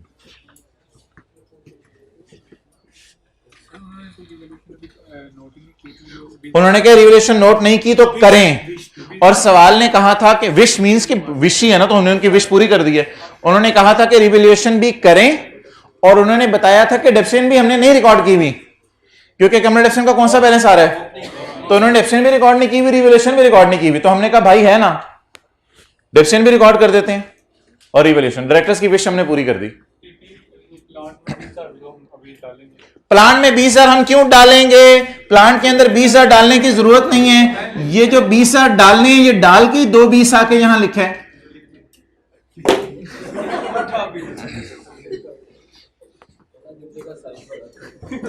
ओके चलें जी यार, खत्म हो गया सवाल। टोटल्स करवाएं, नहीं ये 0.5 कर दें तो बस खत्म करवाएं। प्रोविजन फॉर इनकम टैक्स, ये मैंने आपको बताया था करंट टैक्स पेएबल के लिए लफ्ज यूज होगा। IAS 12 के MCQs में बताया था, ये करंट टैक्स पेएबल के लिए लफ्ज यूज होगा प्रोविजन फॉर इनकम टैक्स। लिख लें, ये provision for income tax current tax payable के लिए लफ्ज यूज होता है। भाईजान लेमनेड की तरह का फड्डा नहीं है सवाल में। उसने काउंटिंग डेप्सियन टैक्स डेप्सिएशन के डेटा ज्यादा नहीं दिया, टैक्स डेप्सियन कोई नहीं दी, और टैक्स वालों के ज्यादा डेटा भी नहीं दिए, ना टैक्स बेसिस दिए चीजों की, ना टैक्स डब्ल्यूडीज दी हैं। तो हमें अब वो जो करंट टैक्स और डेफर्ड टैक्स की वर्किंग थी वो हर सवाल में नहीं खोला करेंगे। वो तो ऐसा सवाल था जिसमें करंट और डेफर्ड टैक्स की वर्किंग और नोट मांगा हुआ था। हर सवाल में करंट और डेफर्ड टैक्स की वर्किंग का नोट नहीं मांगेगा। तो ये सवाल आसान है। ये सवाल कहता है कि मैं आपको करंट टैक्स डेफर्ड टैक्स निकाल के दे देता हूं क्योंकि आप मेरे ब्रो हो। तो करंट और डेफर्ड टैक्स, लेमनेड में ये 2 लाइनें नहीं थी, इन 2 लाइनों की जगह टैक्स वालों का डेटा दे रहा था। रिसर्च और expensed out over 10 years, the bad debt is allowed when it is incurred, the borrowing cost will not be capitalized, इतनी ज्यादा बातें दे रहा था। वो करंट और डेफर्ड हमसे निकलवाना चाह रहा था। इसमें कहते तुम्हें क्यों निकाल के ही दे दूं, इसका जफी मारे जरा 0.5 को गले लगाएं, जल्दी जल्दी उस क्लास में गले लगाएं, 0.5 को बुक को गले लगाएं, जल्दी जल्दी जल्दी जल्दी। भाई ने तो साथ ही जल्दी। The provision for tax for the year has been estimated, estimate याद रखिएगा हमेशा करंट टैक्स का होगा। एस्टिमेट और प्रोविजन ये दोनों लफ्ज हमेशा करंट टैक्स के लिए होते हैं। 18 मिलियन का करंट टैक्स है जी। एंट्री बता दे कोई वालदा का लाल। सीटी डेबिट सीटीपी क्रेडिट नहीं यार, बड़े हो गए हो, मैंने आपको कह दिया था इस लफ्ज को आप किताबों से खत्म कर दो। सीटी गलत लफ्ज बोला जाता था क्लास में। सीटी डेबिट और सीटीपी क्रेडिट की बजाय provision for, provision is a liability of uncertain timing and amount under the light of IAS 37। अच्छा ये नहीं सोचना कि ये पिछली वाली एडजस्टमेंट्स इस तक होते हुए हुई हैं या नहीं, पिछली वाली एडजस्टमेंट्स हो गई हैं, वरना तो वही करते रहेंगे हम। तो current tax expense debit, provision for tax credit. चलें जी एंट्री पोस्ट करवाएं। Current tax expense debit, current tax expense debit working 5 में, और current tax payable credit, provision for tax, provision for tax या सीटीपी। चलें अल्लाह का शुक्र है चलते चलते सवाल में कोई ऐसी एंट्री भी आई है जिसमें फिगर दी हुई है उसकी डबल करनी है एंट्री, वरना हम तो वर्किंग्स कर कर थक के गए थे यार, हद हो गई। एक रिवोल्यूशन की एडजस्टमेंट थी, एक लीज की एडजस्टमेंट है, और जरा फील कंफर्टेबल फील करें। लीज की एडजस्टमेंट पोस्ट की है और एक रिवोल्यूशन की एडजस्टमेंट पोस्ट की है, बाकी क्या एक इंटरेस्ट की एंट्री भी की है और टाइम जाया किया है। चलें जी बोलें भाईजान क्या एंट्री है? सीटी डेबिट आज मैं आपको वजह बता रहा हूं इसको मैं नेगेटिव क्यों लिखता था, क्योंकि फाइनल अकाउंट के सवाल में आके जब इसको नेगेटिव लिखना है तो शुरू से ही IAS 12 में आदत डाली हुई थी CTE को नेगेटिव लिखने की। वो किधर है? TE debit, TE debit, TE debit, CTE debit and debit हो गया, डेबिट हो गया। डेबिट नु फड़ तू इधर आ, डेबिट नु फड़, क्रेडिट मैं करा। यार तूने ऐसा करना है, TE डेबिट हुआ है नहीं, ये तो वैसे मैं अकेला भी कर सकता। ठहरो जरा, हटाओ। हाँ ठीक है भाई, ये देख कवर हो रहा है कैमरा, यहां से लेकर यहां तक तूने कवर करना है। पहले मैं ये लिख लूं, provision for tax 18,000, current tax expense debit, provision for tax credit. अगर नजर नहीं आ रहा तो current tax expense debit, provision for tax credit. Double entry पूरी होगी। ओके, छिक के रखें आगे सवाल को।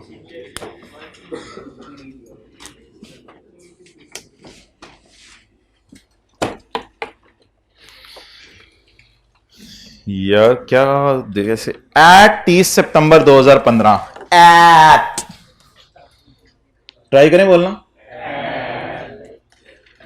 Eight 30 September 15 there are TT these. At 30 September 15 there are TT these. कौन सी वर्किंग बनेगी?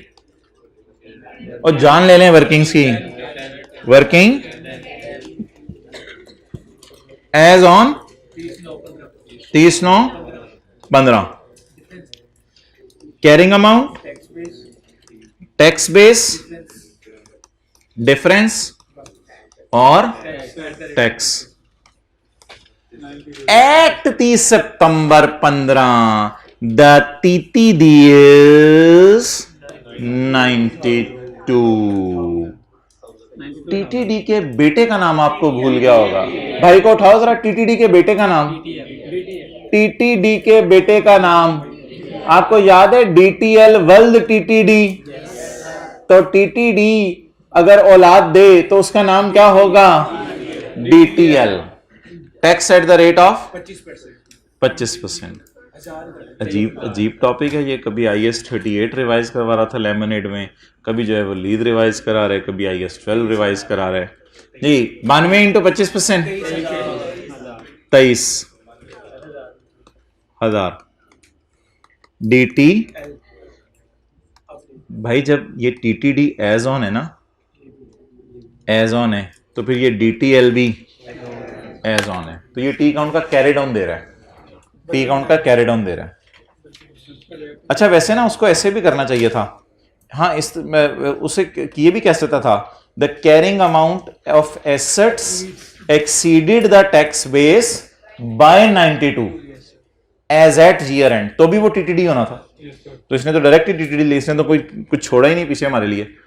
हमें भी शर्म सी आ रही है, इतनी आसान चीज जी। कैरी डाउन कितना निकला है भाईजान? कैरी डाउन लाइबिलिटी है, एसेट है? लाइबिलिटी कितना? 23,000।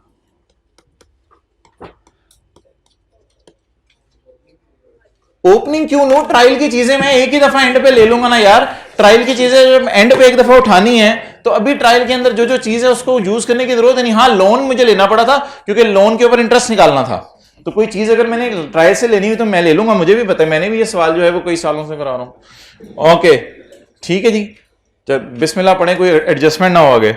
बिस्मिल्लाहिर्रहमानिर्रहीम, बिस्मिल्लाहिर्रहमानिर्रहीम, बिस्मिल्लाहिर्रहमानिर्रहीम, बिस्मिल्लाहिर्रहमानिर्रहीम, बिस्मिल्लाहिर्रहमानिर्रहीम, बिस्मिल्लाहिर्रहमानिर्रहीम। तस्वीर लेने के अलग पैसे हैं, 200 रुपया जमा कराओ, ये फीस के ऊपर की टॉपिंग होगी। अच्छा जी, तो और ये जो तुम्हें एक्स्ट्रा पढ़ा रहा हूं इसकी फीस, खड़े हो जाओ। अच्छा, दो दफा टीचर को डेप्रिशिएट। अच्छा, पेज नंबर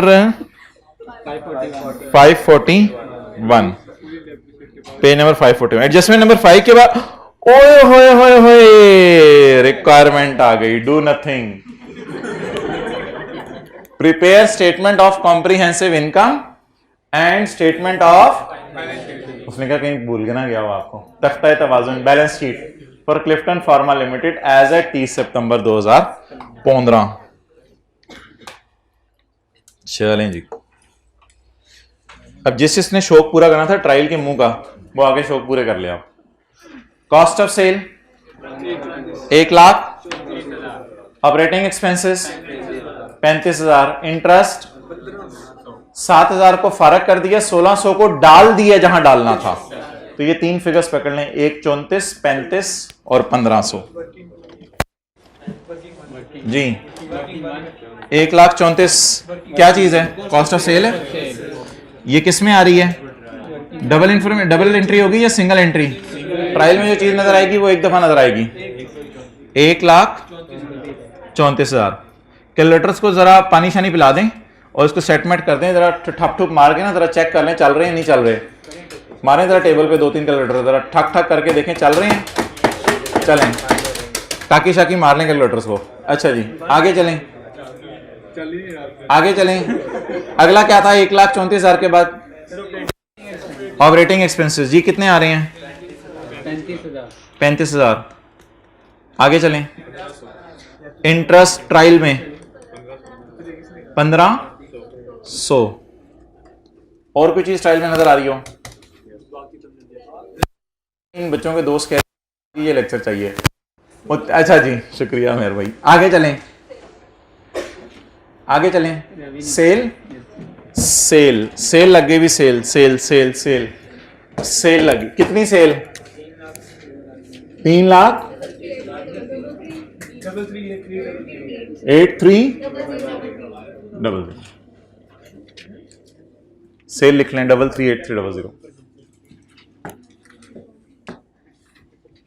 लिख ली सेल। अच्छा, इधर आके कुछ चीजें लिख लें अगर किसी की रहती हैं। अभी ये इतने से पोर्शन की तस्वीर मैं आपको लेने दूंगा, लेकिन एक मुझे टोटल्स कर लेने दीजिएगा पहले। तो आप मैंने 1,34,000 उठाया, मैंने 35,000 उठाया, मैंने 1500 उठाया। नहीं, मैंने नहीं, किसी को सीट से उठाया। 1,34,000, 35 और 1500। आगे चलें जी। और ट्रायल में क्या चीजें आ रही हैं? इन्वेस्टमेंट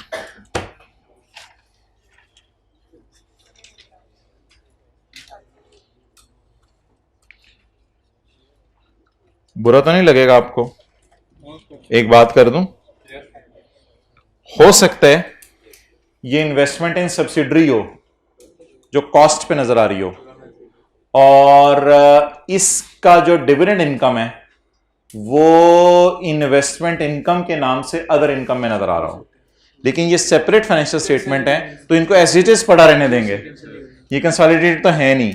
तो मैंने बताना यह था कि सेपरेट फाइनेंशियल स्टेटमेंट में 2 चीजें नजर आती हैं, इन्वेस्टमेंट्स कॉस्ट पे पड़ी रहती हैं, और डिविडेंड इनकम जो आती है इन्वेस्टमेंट से वो क्रेडिट में नजर आने लग जाती है। जैसे भैंस दूध देती है वैसे मुर्गी अंडा देती है। ट्राई कर लें, जैसे भैंस दूध देती है वैसे मुर्गी अंडा देती है, ऐसे ही इन्वेस्टमेंट डिविडेंड इनकम देती हैं। लेकिन इनको कैंसिल क्यों नहीं करना? क्योंकि ये तो सेपरेट फाइनेंशियल स्टेटमेंट, तो एज इट इज उठा के हमने लिखनी होती हैं। अच्छा जी, बहरहाल यार आप लोगों ने जो है वो बहुत जज्बाती पुना दिखाया था। इन्वेस्टमेंट्स कहां से आ गई हैं अभी? 134 हो गया, 35 हो गया, 1500 हो गया, 338,300 हो गया, 2000 इन्वेस्टमेंट इनकम है। इसको कहां डाल दूं?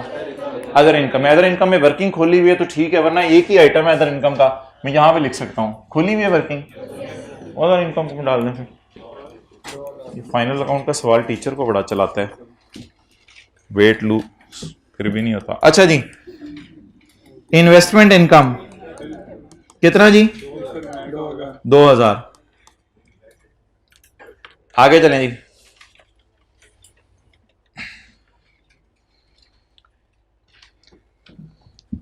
Lease hold property at cost 250। ये भाईजान 250 मैंने उठा लिया, ये 250 मैंने उठा लिया भाईजान, आपके लिए उठाया है 250 को। ये 197 आ रहा है। प्लांट 197,000। डन जी। ट्रायल में आने वाली चीजों को कितनी समय उठाना है? बैलेंस शीट के मुंह पे डाल दूं या वर्किंग से रूट करा के लाऊं? ये कॉस्ट होगी, एडिशन वगैरह कोई नहीं है ना, डिस्पोजल वगैरह कोई नहीं है, तो बस जो है वो है, बस उठाओ। बिला जब बोंगियां तो नहीं सोचनी अगर कोई एडिशन होती, अगर कोई डिस्पोजल होती, सोचो फिर। अच्छा जी, कम रिडक्शन का ओपनिंग बैलेंस 47, 8 कितों आ गई?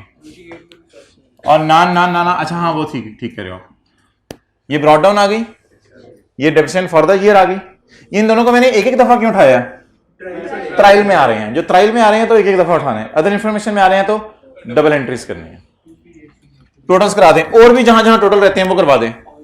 मैं कौन से टोटल कर रहा हूं, मुझे पूरा ट्रायल तो उतार लेने दें। वो मेरे से पेपर छीनने लगे, और जो इजी मार्क्स हैं इंफॉर्मेशन के पोस्ट करने के, इनके भी 0.25 मार्क्स उसने रखे होंगे सही जगहों पे पोस्ट करने के, वो मुझे मार्क्स लेने नहीं दे रहे, आप मुझे टोटल करवा रहे हैं। अजीब लोग हैं यार। मैं कौन से, मैं कह रहा हूं टोटल करें। चले वापस आ जाए सीरियस आसान। इन्वेस्टमेंट्स 92,400, 92,400, कोई जल्दी नहीं, 5:30 असर है, मगरिब इंशाल्लाह 7:15 है। अच्छा नहीं असर से पहले ही इंशाल्लाह आपको फारग कर देंगे। अच्छा नेक्स्ट जी, share capital 280, share premium 20, share premium retain earning 19.3।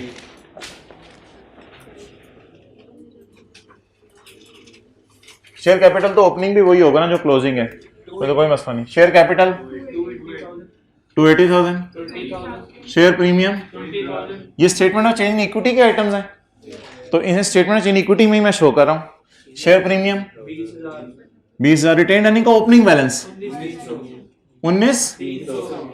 एक जमाना था वर्किंग 6 में रिटेन अर्निंग का कॉलम खाली बनाते थे, वर्किंग 6 में स्टेटमेंट इन इक्विटी का रिटेन अर्निंग कॉलम खाली बनाते थे, और आज आपका लेवल है कि आप रिटेन अर्निंग के साथ बाकी कॉलम भी बना रहे हैं। डन जी। सरप्लस का बैलेंस इसलिए नहीं आ रहा कि सरप्लस पहली दफा हमारे साल आया है, इससे पहले कॉस्ट मॉडल यूज हो रहा था। तो बीडीज उठा लिए किसके? इक्विटी के, इक्विटी के आइटम्स के बीडीज उठा लिए। ट्रायल वाली चीजों को कितनी दफा उठाने हैं? एक दफा। लोन चलिए, नहीं डेफर टैक्स में भी ले जाओ, खैर लोन को ले जाए जी, कितना जी? 50। नॉन करंट में शो कर दिया, बताया नहीं उसने करंट है या नॉन करंट है। लोन 50,000। चलें जी आगे। डीटीएल का बीडी बैलेंस, जिसको शोक चढ़ा हुआ था इसका, कोई बंदा कहता था इसको अभी लिख लें। बीडी बैलेंस बोले 20,000। चलें आगे।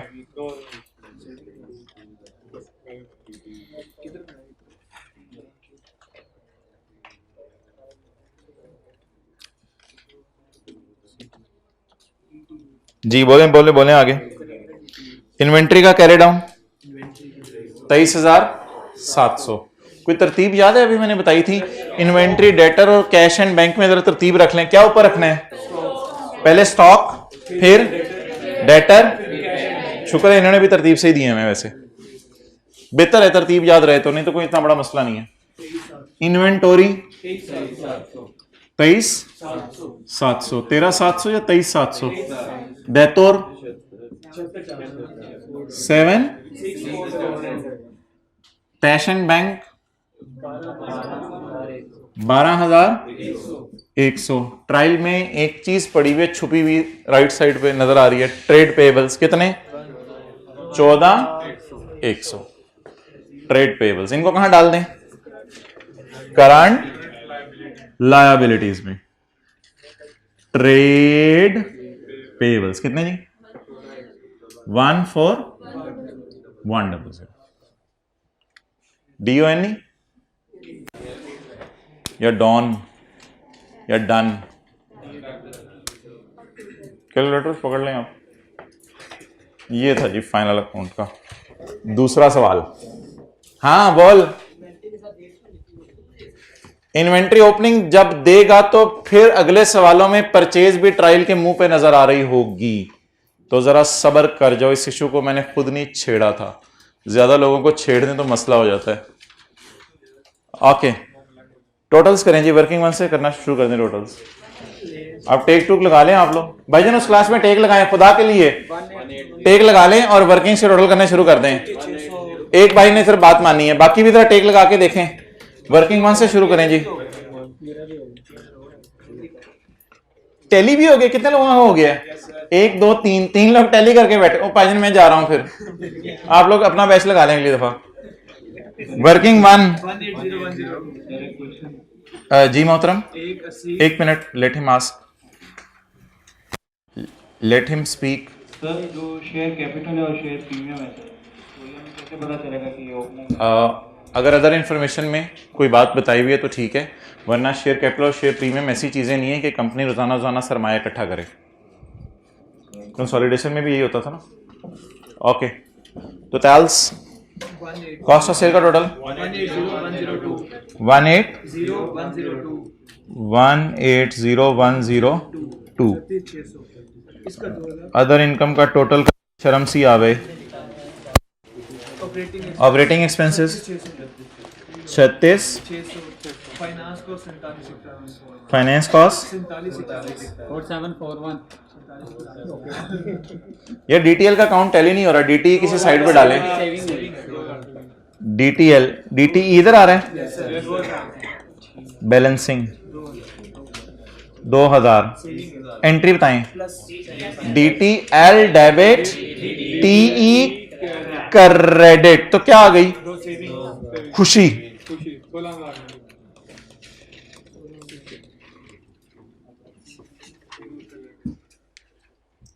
चलिए, अब किसी ने तस्वीर लेनी है तो ले सकते हैं, मेरे तस्वीर ले लें आप। अब ये कंप्लीट हो गई हैं।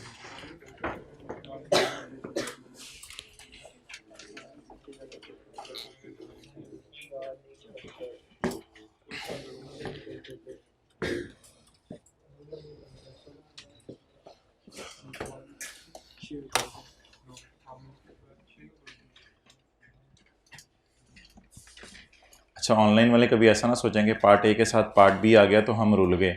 हम नहीं रुल गए, सर भी रुल गए हैं, फिजिकल वाले भी रुल रहे हैं। रुल नहीं रहे, कॉन्सेप्ट बिल्डिंग हो रही है। हम तालीम के फ़रोग के लिए कोशिश हैं, फिर भी तालीम। अच्छा जी, तो अब आप बताते हैं जी, इधर से कोई टोटल करने हैं तो करवा दें, एक ही दफ़ा फिर मैं उधर जाऊँ। कोई टोटल करने हैं तो करवा दें।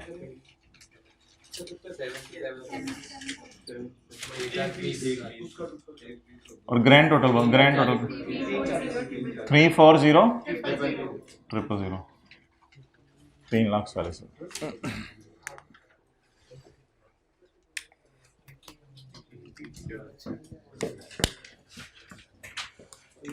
चलो यार, ये टोटल सब देख लो। अब मैं बार बार कैमरा नहीं इधर लाऊंगा। 180,102, 2000 tax 16,000, 36,600 operating expenses, finance cost 4741। ये 4-5 चीज़ें ये मैं इधर से उठा रहा हूँ जी। Cost of cell 18102। अच्छा, मुझे जीपी भी निकलवा दो। 15198। Other income 36,47। ये अदर एक्सपेंसिव में कभी बताऊंगा क्या आता है। 118857, 16,000, 102,857। नहीं यार, टीसीआई अभी निकालनी नहीं है। असल में ना टीसीआई कहीं जाती नहीं है, तो इसलिए टीसीआई अभी मैं नहीं निकाल रहा। टीसीआई ऐसे निकाल के फिर बंदा परेशान हो जाता है कि कहाँ लेके जानी है।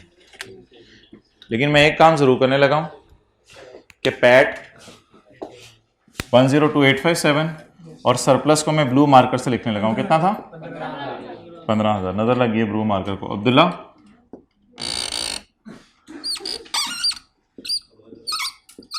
तस्वीर भी आ रही है। अच्छा जी, ओके, अब शुरू करें बिस्मिल्लाह पढ़ के। काला नीला काला नीला, ट्राई करें जरा। काला नीला काला नीला। ये मोहतरम 2 नदियां हैं। एक नदी काली है, एक नदी शाहजहां के जमाने में की।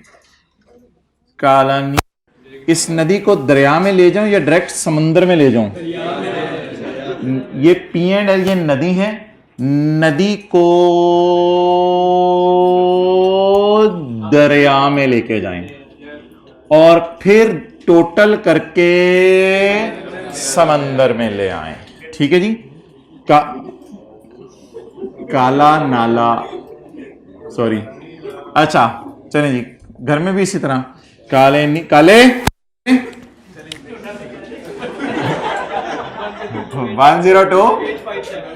वो कह रहे छोटा भाई आ जाएगा।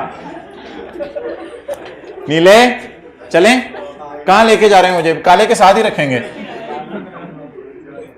नीले इधर आओ।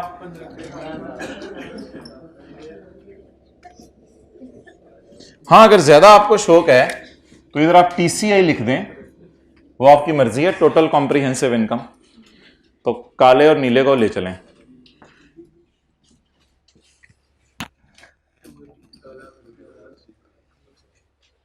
शरीफ बंदा कौन है? वो आखिर में एक बैठा हुआ है शरीफ। अच्छा वो देख रहे हैं। अच्छा आप भी शरीफ बंदे हो। चलो आप ऐसा करो, जिक्र शुरू कर दो, हमारी बैलेंस शीट जरा टैली हो जाए। अच्छा 2,80,000 2,80,000 जी। 1,15 कंजूस कंपनी है, डिविडेंड नहीं बांटा। 15,000। अच्छा मोहतरम, आपको आज पता चले कि इसको statement of changes in equity क्यों कहते हैं? चेंज आ गया ना, प्रॉफिट की वजह से अर्निंग बढ़ गई और सरप्लस की वजह से सरप्लस बढ़ गया। सरप्लस डेबिट रिटेन अर्निंग, आज मैं आपको वो बताने लगा हूं कि मैं जो बोलता था ना surplus debit retain earning credit OCA से रूट नहीं करानी, तो मतलब होता था कि यहां नहीं वो एंट्री करनी। वो एंट्री अगर किसी सवाल में आई तो यहां पे होगी सरप्लस डेबिट रिटेन अर्निंग, वो ओसीआई से रूट नहीं करानी, डायरेक्ट स्टेटमेंट इन इक्विटी के फेस पे शो करनी है। उसका नाले से कोई ताल्लुक नहीं है, उसको डायरेक्ट दरिया में ही थोड़ा सा इधर से उधर निकाल देना, दरिया में बंद बना के इधर से उधर निकाल देना, उसको नाले से रूट नहीं कराना, नदी से। नाला आप लोग बोल बोल के ना मुझे। तो काला और नीला नदी ले गए दरिया में। अब ये फिगरें इतनी है कि ये कहां जा सके? समंदर कौन है? Balance sheet. बैलेंस शीट बिस्मिल्लाह। शेयर कैपिटल तशरीफ ले आए। आपने जिक्र छोड़ दिया है, करते रहो। कर रहे हो क्या? पढ़े दुरूद शरीफ पढ़े हो? सुभान अल्लाह। पता नहीं 20,000 122 15,000 वर्किंग 6 340,000। चलें जी, सब टोटलियां कराएं। नॉन करंट एसेट्स का सब टोटल।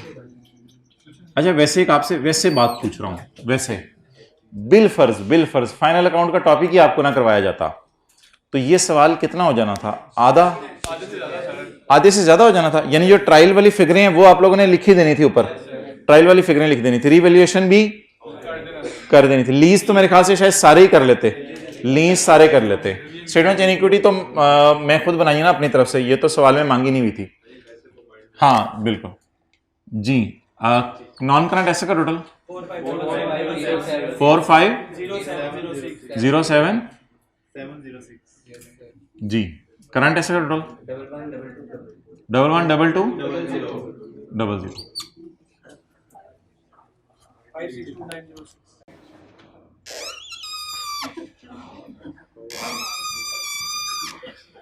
ये बैलेंस शीट क्या होने लगी है? टैली होने लगी है। एक आवाज से आया करेगी आपको जी। 562-906 इक्विटी 437157 डेफर टैक्स लाइबिलिटी का, हाँ वो कैरिड ऑन भूल गए हम। डेफर टैक्स लाइबिलिटी का वर्किंग नंबर नहीं, डेफर टैक्स वर्किंग नंबर 9 23,000 जी। बोलें नहीं मैं बताता हूँ आपको जी। 85149 85149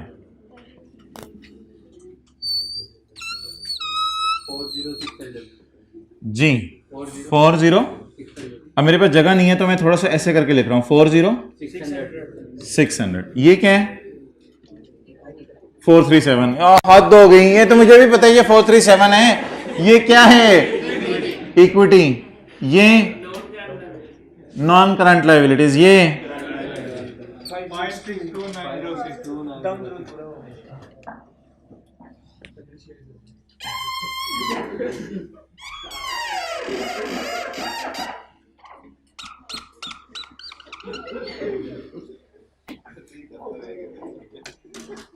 टोटल करें आप 56906। अच्छा कोई ऐसा कैमरा है जो दोनों साइडों की तस्वीर ले ले? ओहो नहीं अलग अलग करके ले लें तस्वीर। इधर की तस्वीर ले लें, घर जाके लीज की वर्किंग ढूंढ रहे होंगे।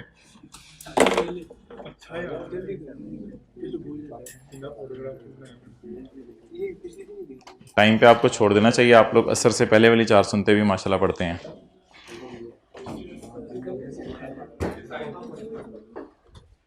ज़ोहर से पहले की 4 सुन्नतों का सवाब तहज्जुद के बराबर है। असर से पहले की 4 सुन्नतें जहन्नुम की आग से बचाती हैं। और दिन में जो 12 सुन्नतें पढ़ता है उसे जन्नत में महल मिलेगा। 12 सुन्नतें वही ना, फजर से पहले वाली 2, ज़ोहर से पहले वाली 4, ज़ोहर के बाद 2, मगरिब के बाद 2, इशा के बाद 2, 12 पूरी होगी। ओके TCI भाईजान निकालनी जरूर है, लेकिन वहां कहीं लेके नहीं जानी थी।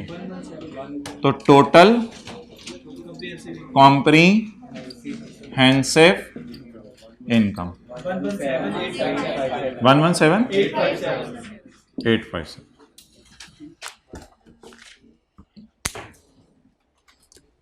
ठीक है जी, अल्लाह हाफिज़। कल इंशाल्लाह मिलते हैं। 1 मिनट यार, इधर 1 मिनट रखो। 3 चीज़ें हैं, 3 लफ्ज़ हैं, वो ज़रा जहन में ना सोचते हुए जाएं मस्जिद में जाने तक। फिर मस्जिद से 2 कदम पीछे उनको जहन से निकाल दीजिएगा। 3 लफ्ज़ सोचते हुए जाएं। Number 1 restructuring, number 2 onerous contract and number 3 future operating loss. 3 चीज़ें हमने पढ़ी हैं, रीस्ट्रक्चरिंग, ऑनरस कॉन्ट्रैक्ट और फ्यूचर ऑपरेटिंग लॉस।